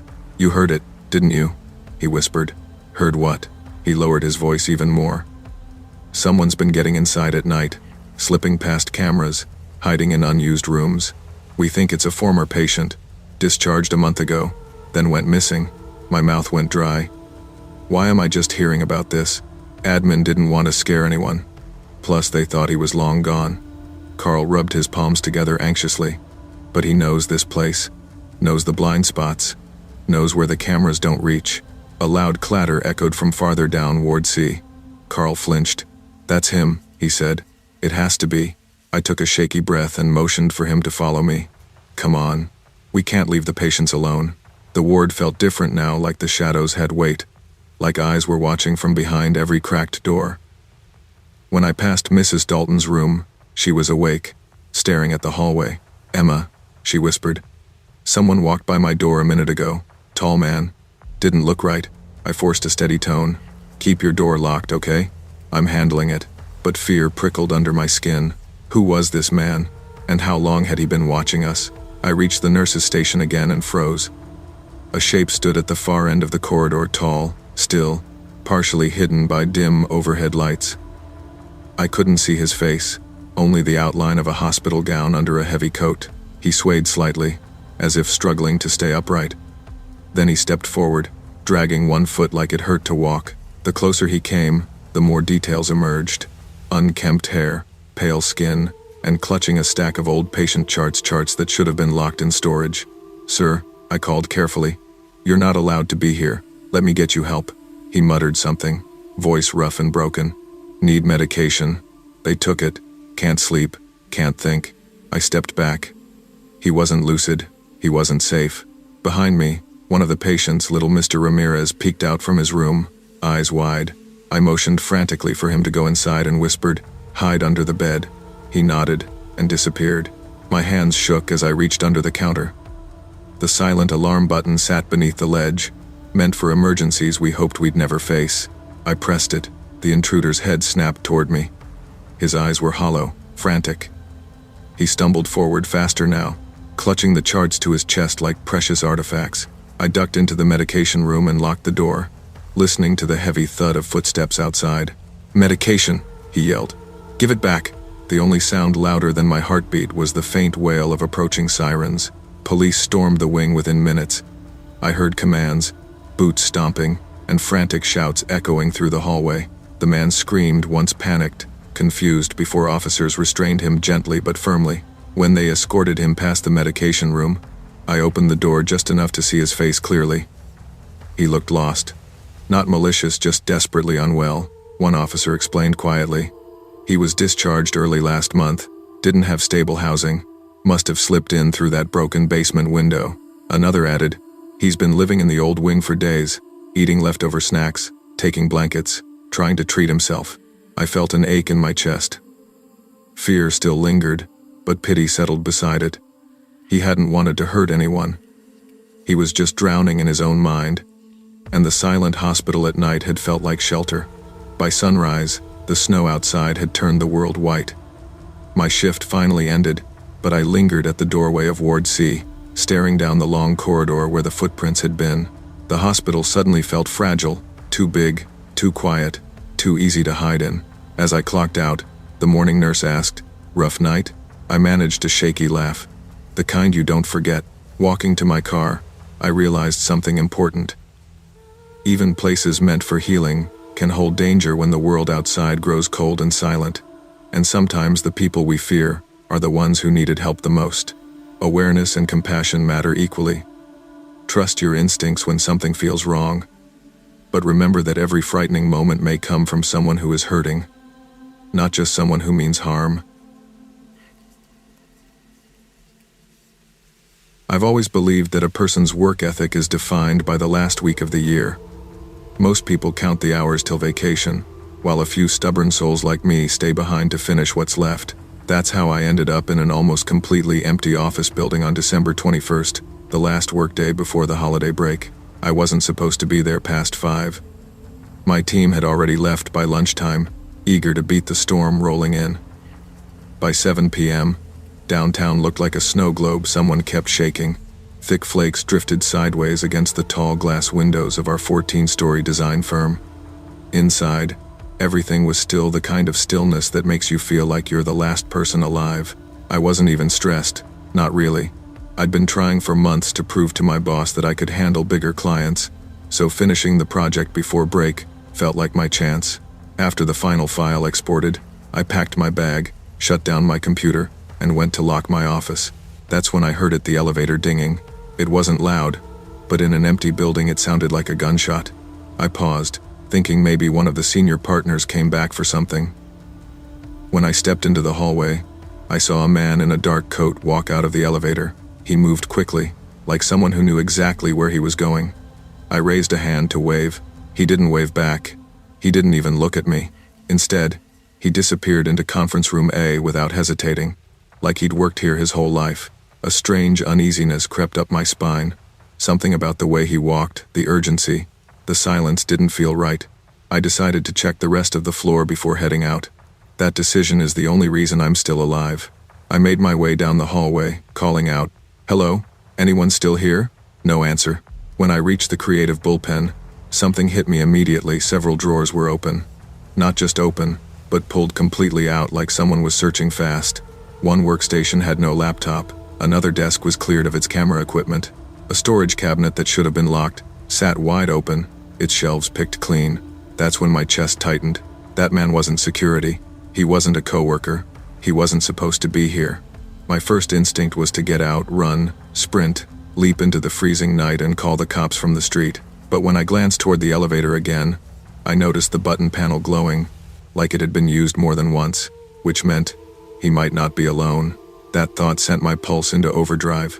I ducked into the print room, quietly closing the door behind me. My hands shook as I locked it. The room smelled like warm toner and dust, and the hum of the big laser printer almost drowned out the faint voices filtering through the vents. Almost. Next floor, 7th and 8th. Easier to grab what we need. There were 2 of them, both men. One with a gravelly voice, the other younger, faster talking. Access card worked.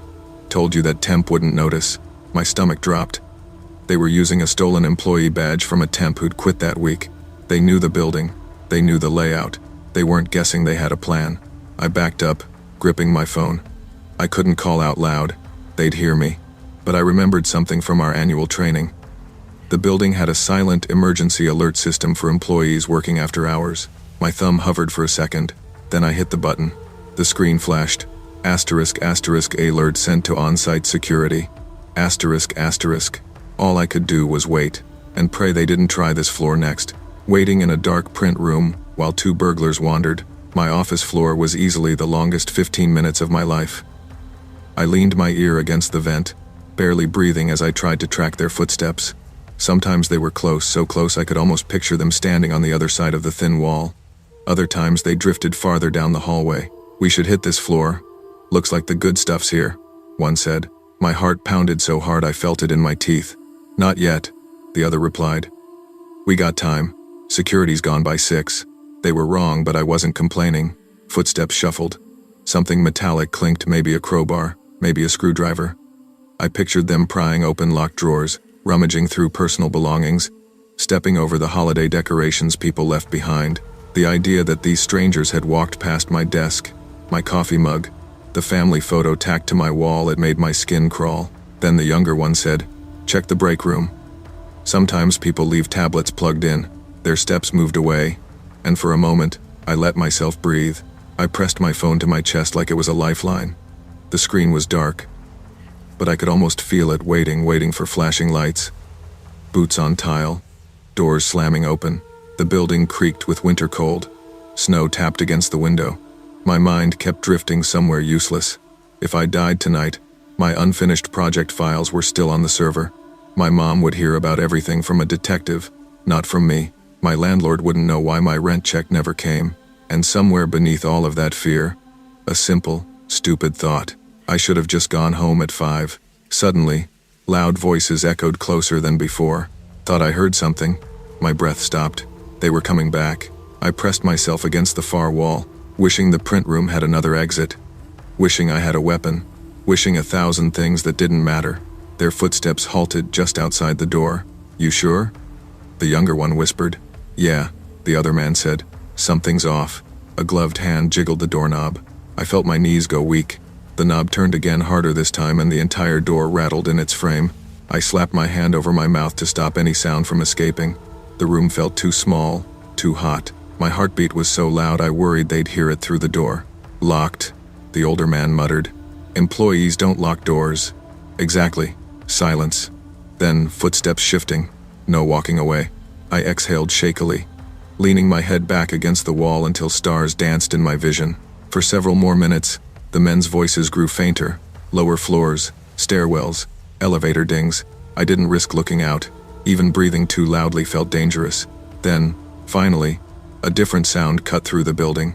Heavy footsteps, fast, coordinated, purposeful, followed by a flash of red and blue lights reflecting off the hallway tiles through the gap beneath the door. The police. They were here. Shouts erupted. Doors slammed open. Boots thundered downstairs. One of the men yelled something like, "Go! Go! Go!" Another cursed loudly. Metal clattered, laptops, maybe tools hitting the ground. I heard a scuffle, a grunt, someone being dragged across the floor. A moment later, all clear on 14. That's when I unlocked the door.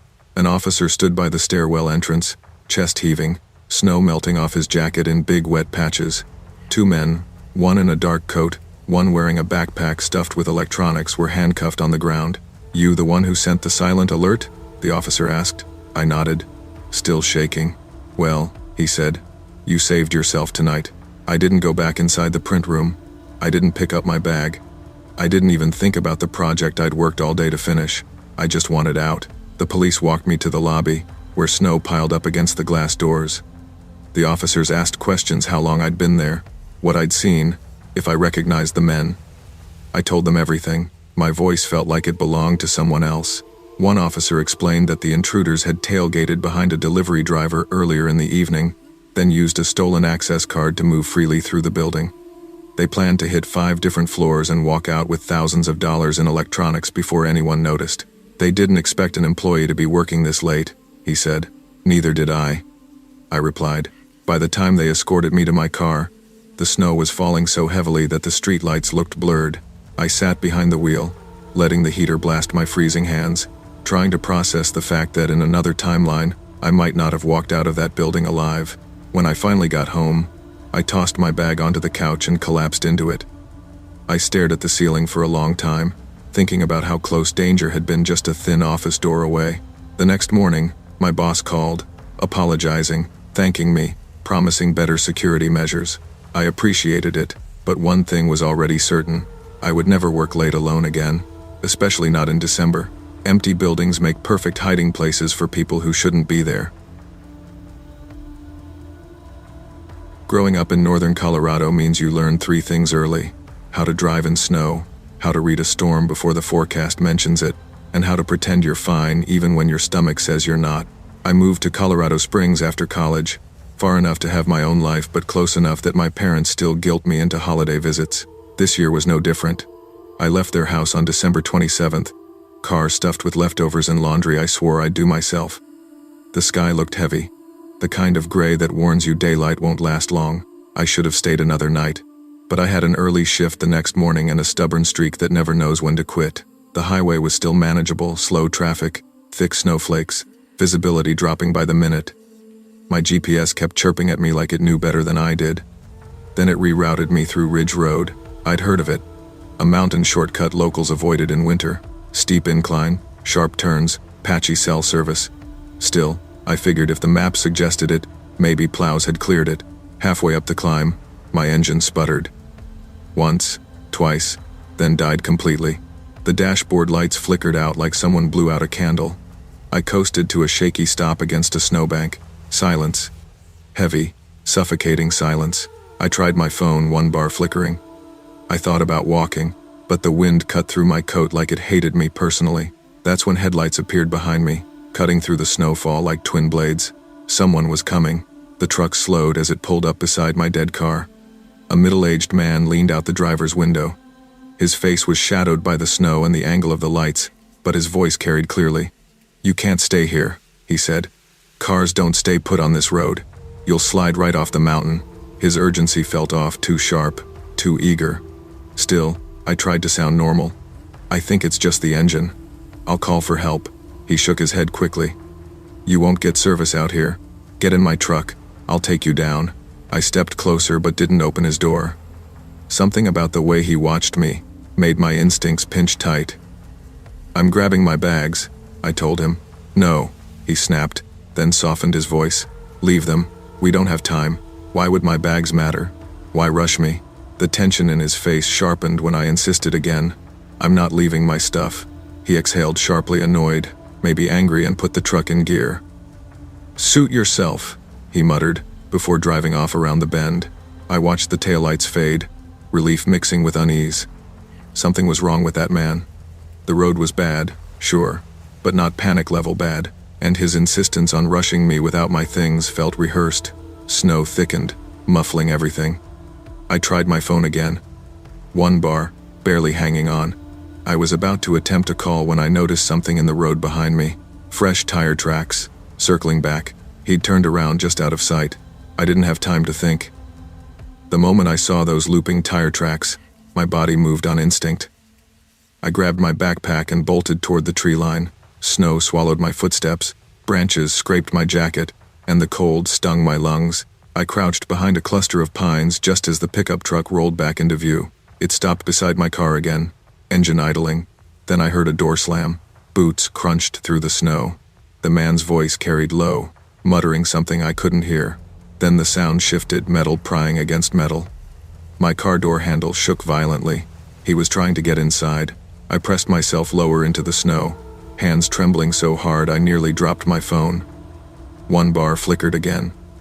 I dialed 911 anyway, whispering, "Please, please, please." A dispatcher picked up. 911, "What's your emergency?" "I'm stranded on Ridge Road," I whispered. "A man is trying to break into my car. I'm hiding in the trees." The dispatcher's voice steadied me.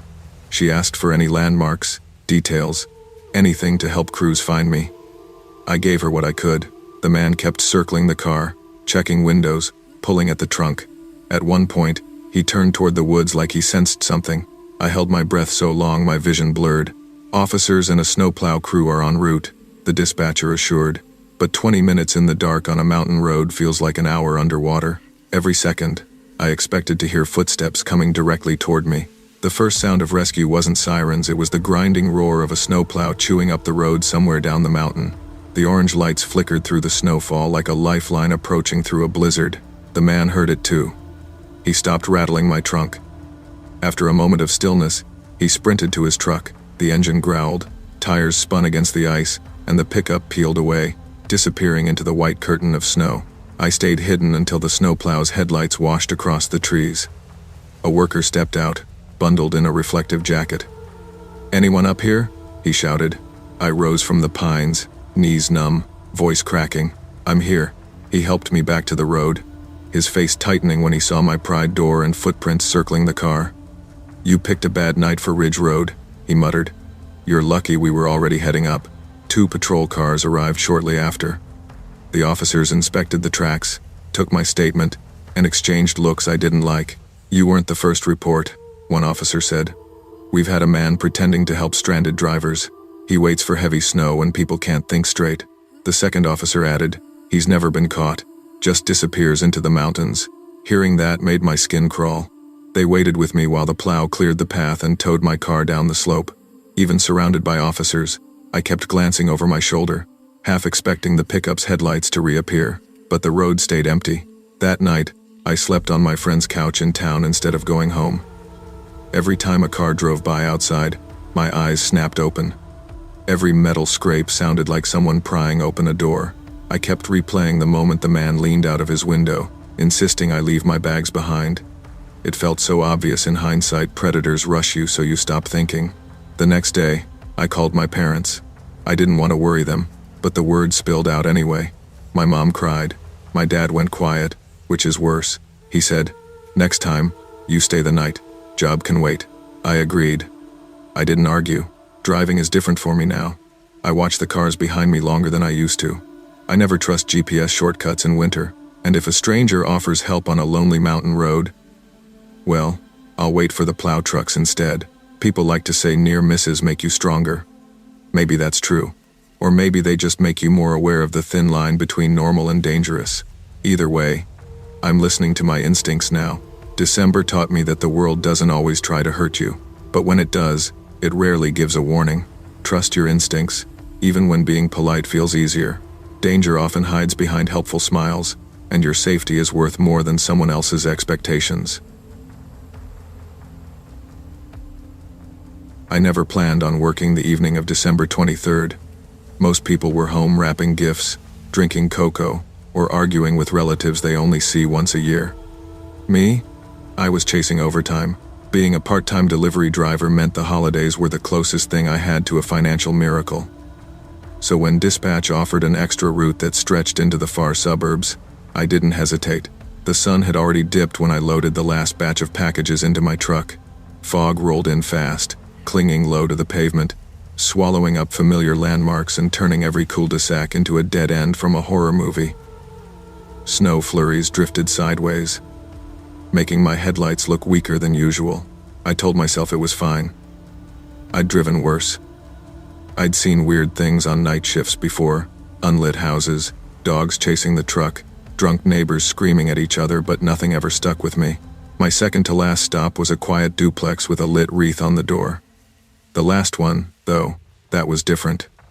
The address stood alone at the edge of town, beyond the streetlights, at the end of a long driveway that looked like no one had driven down it in months.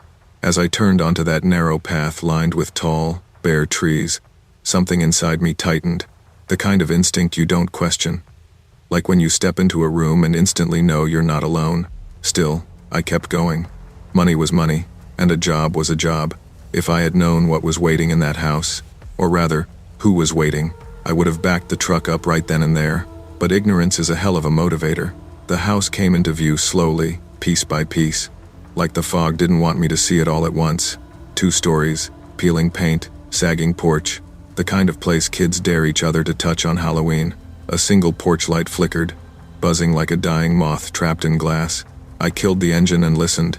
Nothing but the wind slipping through the trees. I checked the package label twice. Same address, same name, nothing unusual. All right, I muttered, climbing out. Drop it and go. My boots crunched through the thin layer of snow. The air felt colder by the porch, as if the house itself exhaled frost. I knocked once, no answer. Knocked again, still nothing. I was sliding the package onto the doormat when I heard it movement inside. Slow, dragging footsteps crossing the floorboards. Not walking, dragging. I straightened up, heart hammering. "Delivery," I called out. "I'm leaving the package outside." For a moment, silence. Then the door creaked. It opened only halfway, revealing nothing but darkness. A voice whispered from the blackness, "Bring it inside." Every instinct screamed. I stepped back. I can't. Company rules. I have to leave it on the porch. The voice grew sharper, more demanding. "Bring it inside." I took another step back. "Sir, I'm not allowed in homes." The voice suddenly barked a name, someone I didn't know. Not angrily, almost panicked. Then again, louder. That was enough for me. I turned toward the driveway, and that's when I saw someone watching me from the upstairs window, barely visible behind a curtain. At first, I thought my mind was playing tricks on me. Fog, darkness, nerves, easy ingredients for imagining things. But as I stared up at that second-floor window, the shape behind the curtain didn't move, didn't blink, didn't shift, just watched. I froze halfway down the porch steps. My breath puffed white in the air. The curtain twitched like a hand had let go of it. The figure slid back, just a fraction, retreating into the room. "Okay," I whispered to myself. "Nope, not dealing with this." I hurried toward my truck, forcing myself not to run. Running would have made everything feel too real. The house behind me groaned, wood settling or something shifting inside. I didn't want to know which. As soon as I reached my door, the upstairs light cut off instantly, as if whoever stood there realized I'd seen them. "Caleb to dispatch," I said into my radio, trying to keep my voice level. "I'm at the last address, and someone inside is acting strange." Door was opened halfway. They were shouting. "Might be a welfare check situation." Dispatch hesitated. "That address should be vacant. Are you sure you're at the right place?" I read her the numbers again. She went quiet. "We're marking the stop and contacting local police. Leave the property immediately." That was the easiest instruction I'd ever followed. I threw the truck into reverse and didn't breathe until I saw the main road again. But even as I drove off, a feeling clung to me like someone was still watching from behind those dark windows, counting the seconds until I vanished into the fog. I drove straight to the station, hands shaking on the steering wheel. Part of me wondered if I'd overreacted. Maybe someone was squatting there. Maybe the owner had returned home unexpectedly. Maybe the voice was confused, not threatening, but the way it demanded, the way it changed so quickly. The eyes in the window. No. Something was off. Inside the station, an older officer named Ramirez listened, without interrupting. When I finished, he exchanged a glance with his partner, Officer Dunning. Ramirez folded his arms. "That house has been vacant for months." I blinked. Vacant? But someone was definitely inside.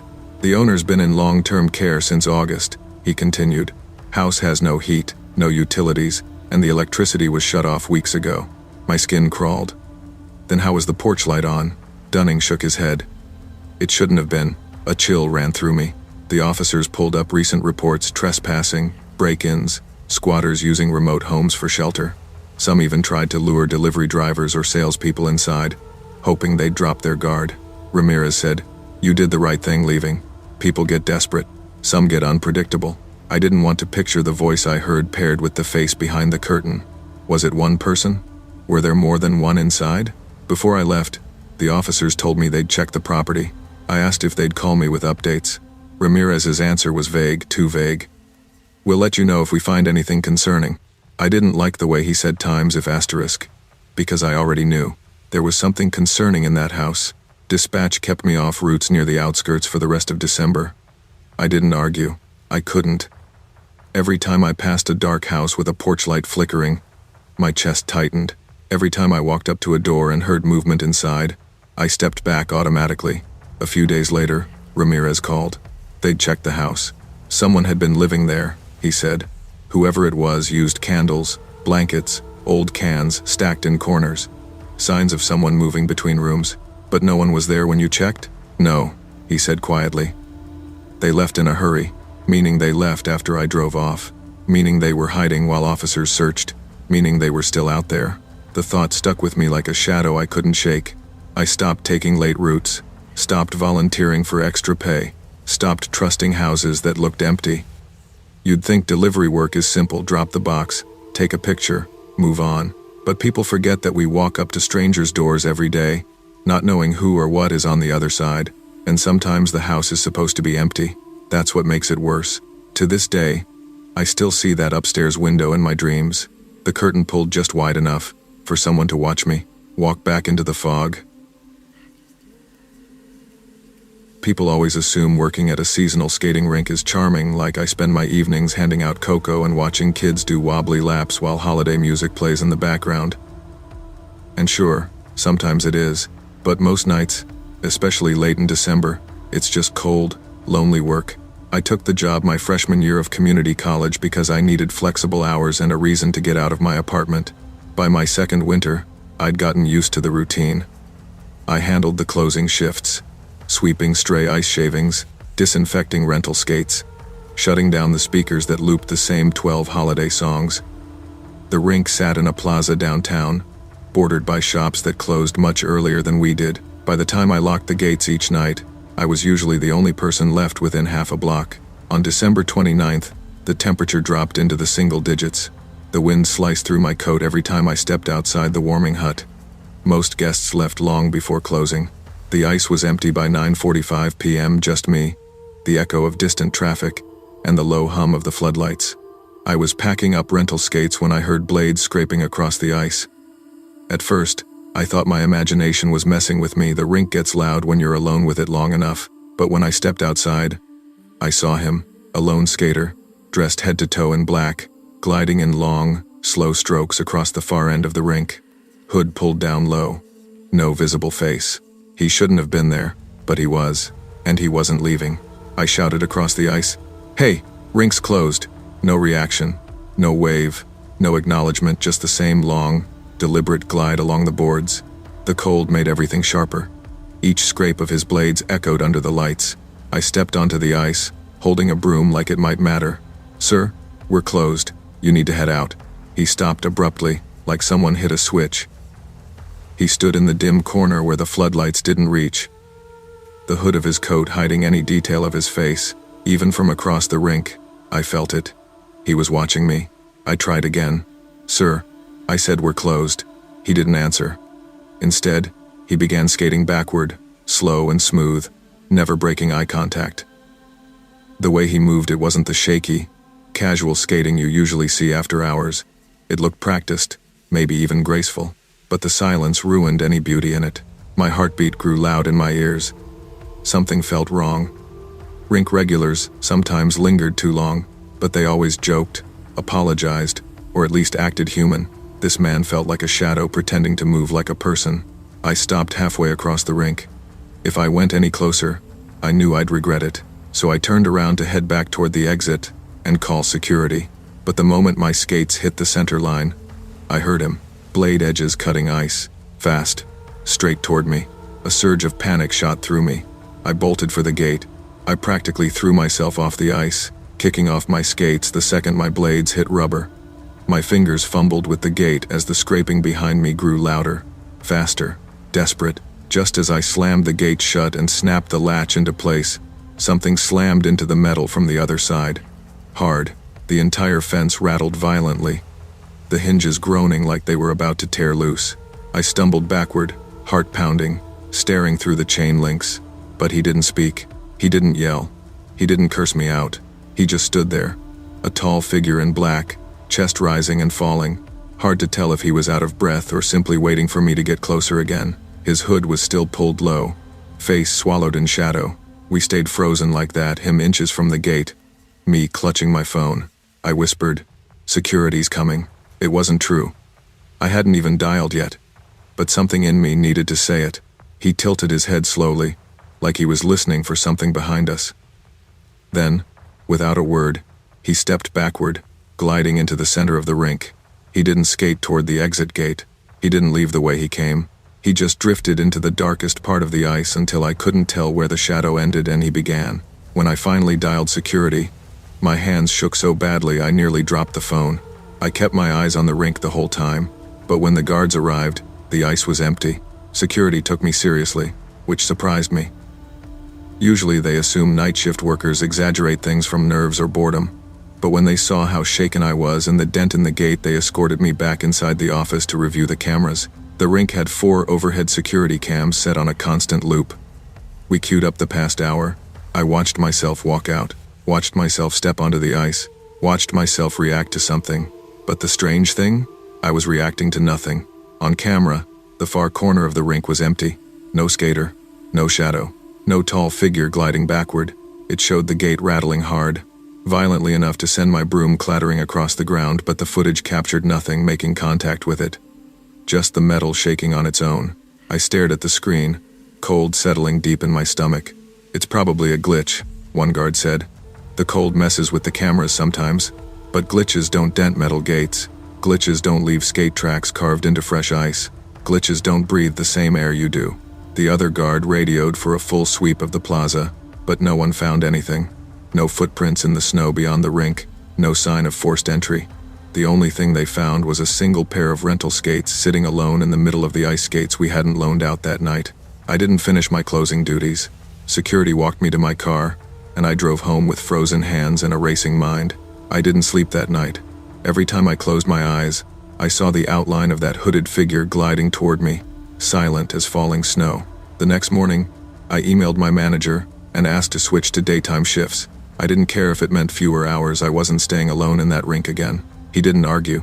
He just wrote back, *understood. This isn't the first time we've had concerns, *. That word sat in my gut like ice. Over the next few days, I heard bits and pieces from older staff. Rumors about someone breaking into the rink at night long before I worked there. Stories of workers hearing blades scraping after hours, shadow-like figures seen on the ice despite the gates being locked. No one wanted to believe any of it. But no one wanted to work alone at closing time either. On New Year's Eve, I walked past the rink on my way home. Music played, families laughed, lights sparkled over fresh ice. Everything looked normal, safe, almost magical, but in the far corner where the floodlights didn't reach, I caught a flicker of movement, a dark silhouette gliding silently across the rink before disappearing behind a group of skaters. I blinked, and he was gone. Maybe it was nothing. Maybe my mind was still replaying that night, but I'll tell you this, I never looked directly into the dark corners of that rink again. Some things feel too real to question, and some silhouettes shouldn't exist at all. Always trust the fear that warns you before danger shows its face. Instinct is often the first and only signal that something is deeply wrong. Before our school ever announced the overnight lock-in, I wouldn't have called myself an easily scared person. I grew up in a small town where the worst thing that happened on a school day was someone forgetting their homework or spilling lunch in the cafeteria. Life felt predictable, safe, and maybe that predictability made me blind to the fact that even familiar places can hide things you never truly notice until it's too late. Our school was old. Not historic old, just worn out. The kind of place where you could tell every renovation was unfinished. Hallways that dead-ended for no reason, doors painted shut, staircases that led to storage rooms nobody used. But the worst of all was the hallway behind the auditorium. It wasn't even a full hallway, more like a narrow path of lockers that stretched behind the stage wall, dim and neglected. Everyone knew it existed. Almost no one went there. Growing up, kids whispered stories about it. Someone died back there. A teacher got locked in once and never came back out. Dumb middle school tales meant to give you goosebumps during lunch, but whenever we had assemblies in the auditorium, I would glance at the door leading to that hallway and feel something strange, like the place wasn't empty, even when it should have been. When the school announced the lock-in, everyone lit up with excitement. It was all the 8th graders talked about for weeks. A whole night in the gym with no homework, no parents, just friends, pizza, and movies. The perfect combination of chaos and freedom. My best friends Tamsin, Milo, and Reese and I grabbed the corner near the gym doors so we'd have room for our sleeping bags. We joked that if anything creepy happened, at least we were closest to the exit. Turns out, we should have been more worried about what was already inside the school, long before we ever arrived. The lock-in started off just like everyone hoped, loud, messy, and full of energy. Teachers tried to enforce rules, but it was like trying to take attendance in a tornado. Kids were playing tag in the dark, others dumping entire bags of chips onto blankets, and some were trading candy like it was a stock market. Around 10 p.m., the lights flickered, just once. Quick. But it was enough for Tamsin to look over her shoulder. "Did you see that?" she asked.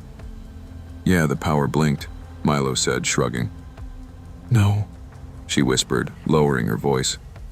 "There was someone in the hallway behind the auditorium door. Tall.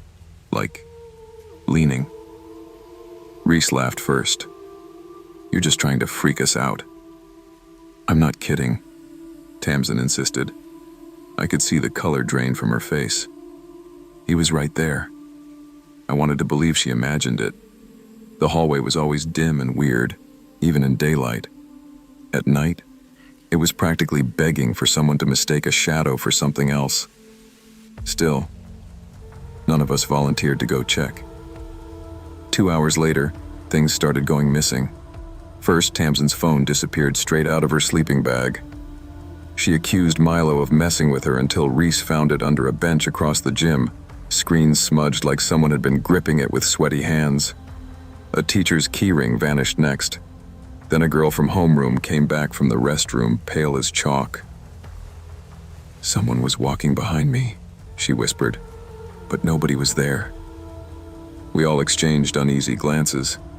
Still, the adults kept saying the same thing. "It's just kids pulling pranks. It's dark. Shadows play tricks on you." Maybe they were right. But when the lights flickered again, I swear I saw a shape move near that forgotten hallway. And this time, it wasn't just Tamsin who noticed. At around 1 in the morning, the gym finally quieted down. A handful of us stayed awake, but most kids were knocked out in their sleeping bags. I was thirsty and my water bottle was empty, so I dragged myself across the gym floor toward the fountain. The water fountain sat right beside the door to the forgotten hallway. I told myself I wasn't scared, that nothing bad was going to happen. But the second I stepped into the hallway's doorway, the motion sensor light snapped on with a loud click. The strip of hallway came alive in a pale, flickering glow. That's when I heard it. A scratch. Soft, deliberate. Not like metal shifting, not like pipes settling, but like fingernails dragging across the inside of a locker. I froze. Another scratch, then a third, longer, slower, followed by a quiet, breathy laugh. I stepped back so fast I nearly tripped over my own feet. My throat tightened, but I managed to whisper, "Nope, nope, nope." I sprinted back to the gym and grabbed Tamsin, Milo, Reese, and the 2 nearest teachers. The adults rolled their eyes at first. "Seriously? Scratching? It's probably a mouse," one said. "Mice don't laugh," I shot back, trembling. That got their attention. We walked as a group back toward the hallway. The second the teachers opened the door, every one of us heard it. A muffled thump from behind the metal row. "Which locker?" the teacher asked. I pointed with a shaking hand. 214. He approached it slowly, gripping the door handle like he expected it to bite. With one pull, the locker swung open, and everything inside made the world tilt. A sleeping bag, snack wrappers, a half-drained water bottle, a flashlight, a Polaroid camera, and then the photos scattered across the floor. Dozens of them, all taken inside the school, all taken during the lock-in, including one of Tamsin, snapped at the exact moment she thought she saw someone, from a low angle, from behind the slats of locker 214. The teachers went pale. One immediately rushed to lock the hallway door while the other barked for everyone to return to the gym.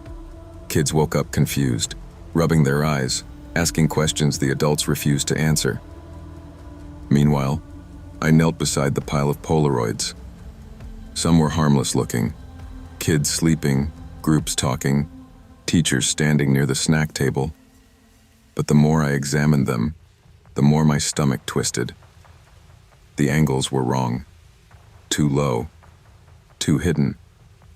Many were taken from cracks in doors, behind corners, through vents. Someone had been watching us all night.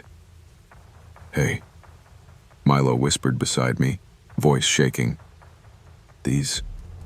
These were taken before the lock-in even started." He was right. Several pictures were of empty classrooms, dark stairwells, the quiet gym before any of us arrived. Whoever this person was, they had been living in the school longer than any of us imagined. Suddenly, from the back of the hallway, we heard a sound.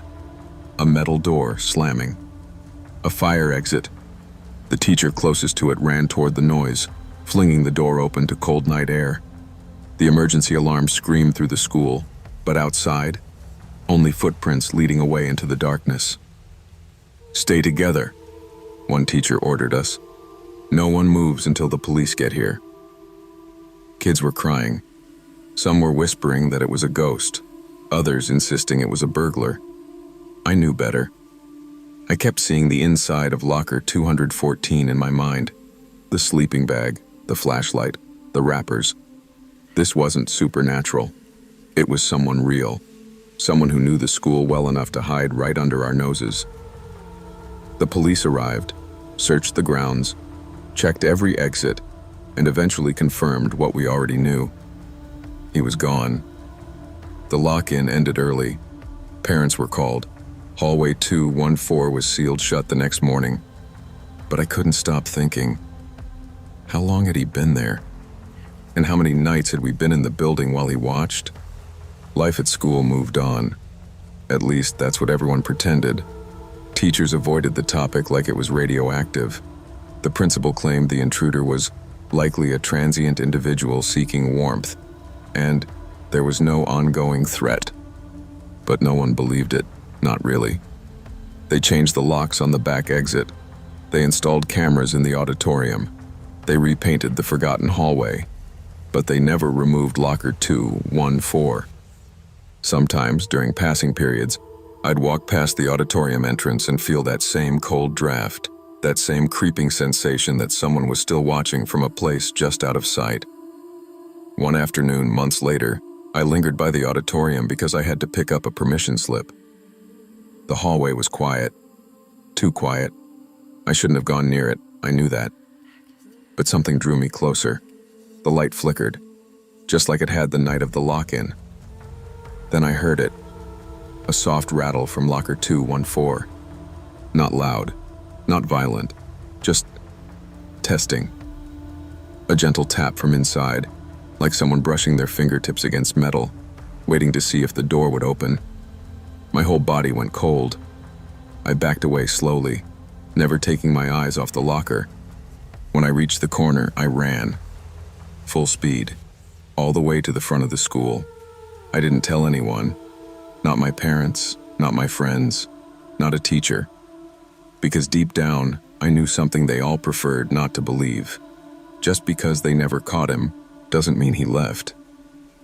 And sometimes when the hallway is quiet and the lights buzz overhead, I swear you can still hear the faintest rattle from locker 214. Like someone inside is waiting for another night when kids fall asleep in the gym and no one notices the sound of a door gently opening. Danger doesn't always come from the places we fear. It often hides in the places we assume are safe. Trust your instincts, pay attention to the unease you feel, and never ignore warning signs simply because the environment seems familiar. Awareness and caution can protect you long before help arrives.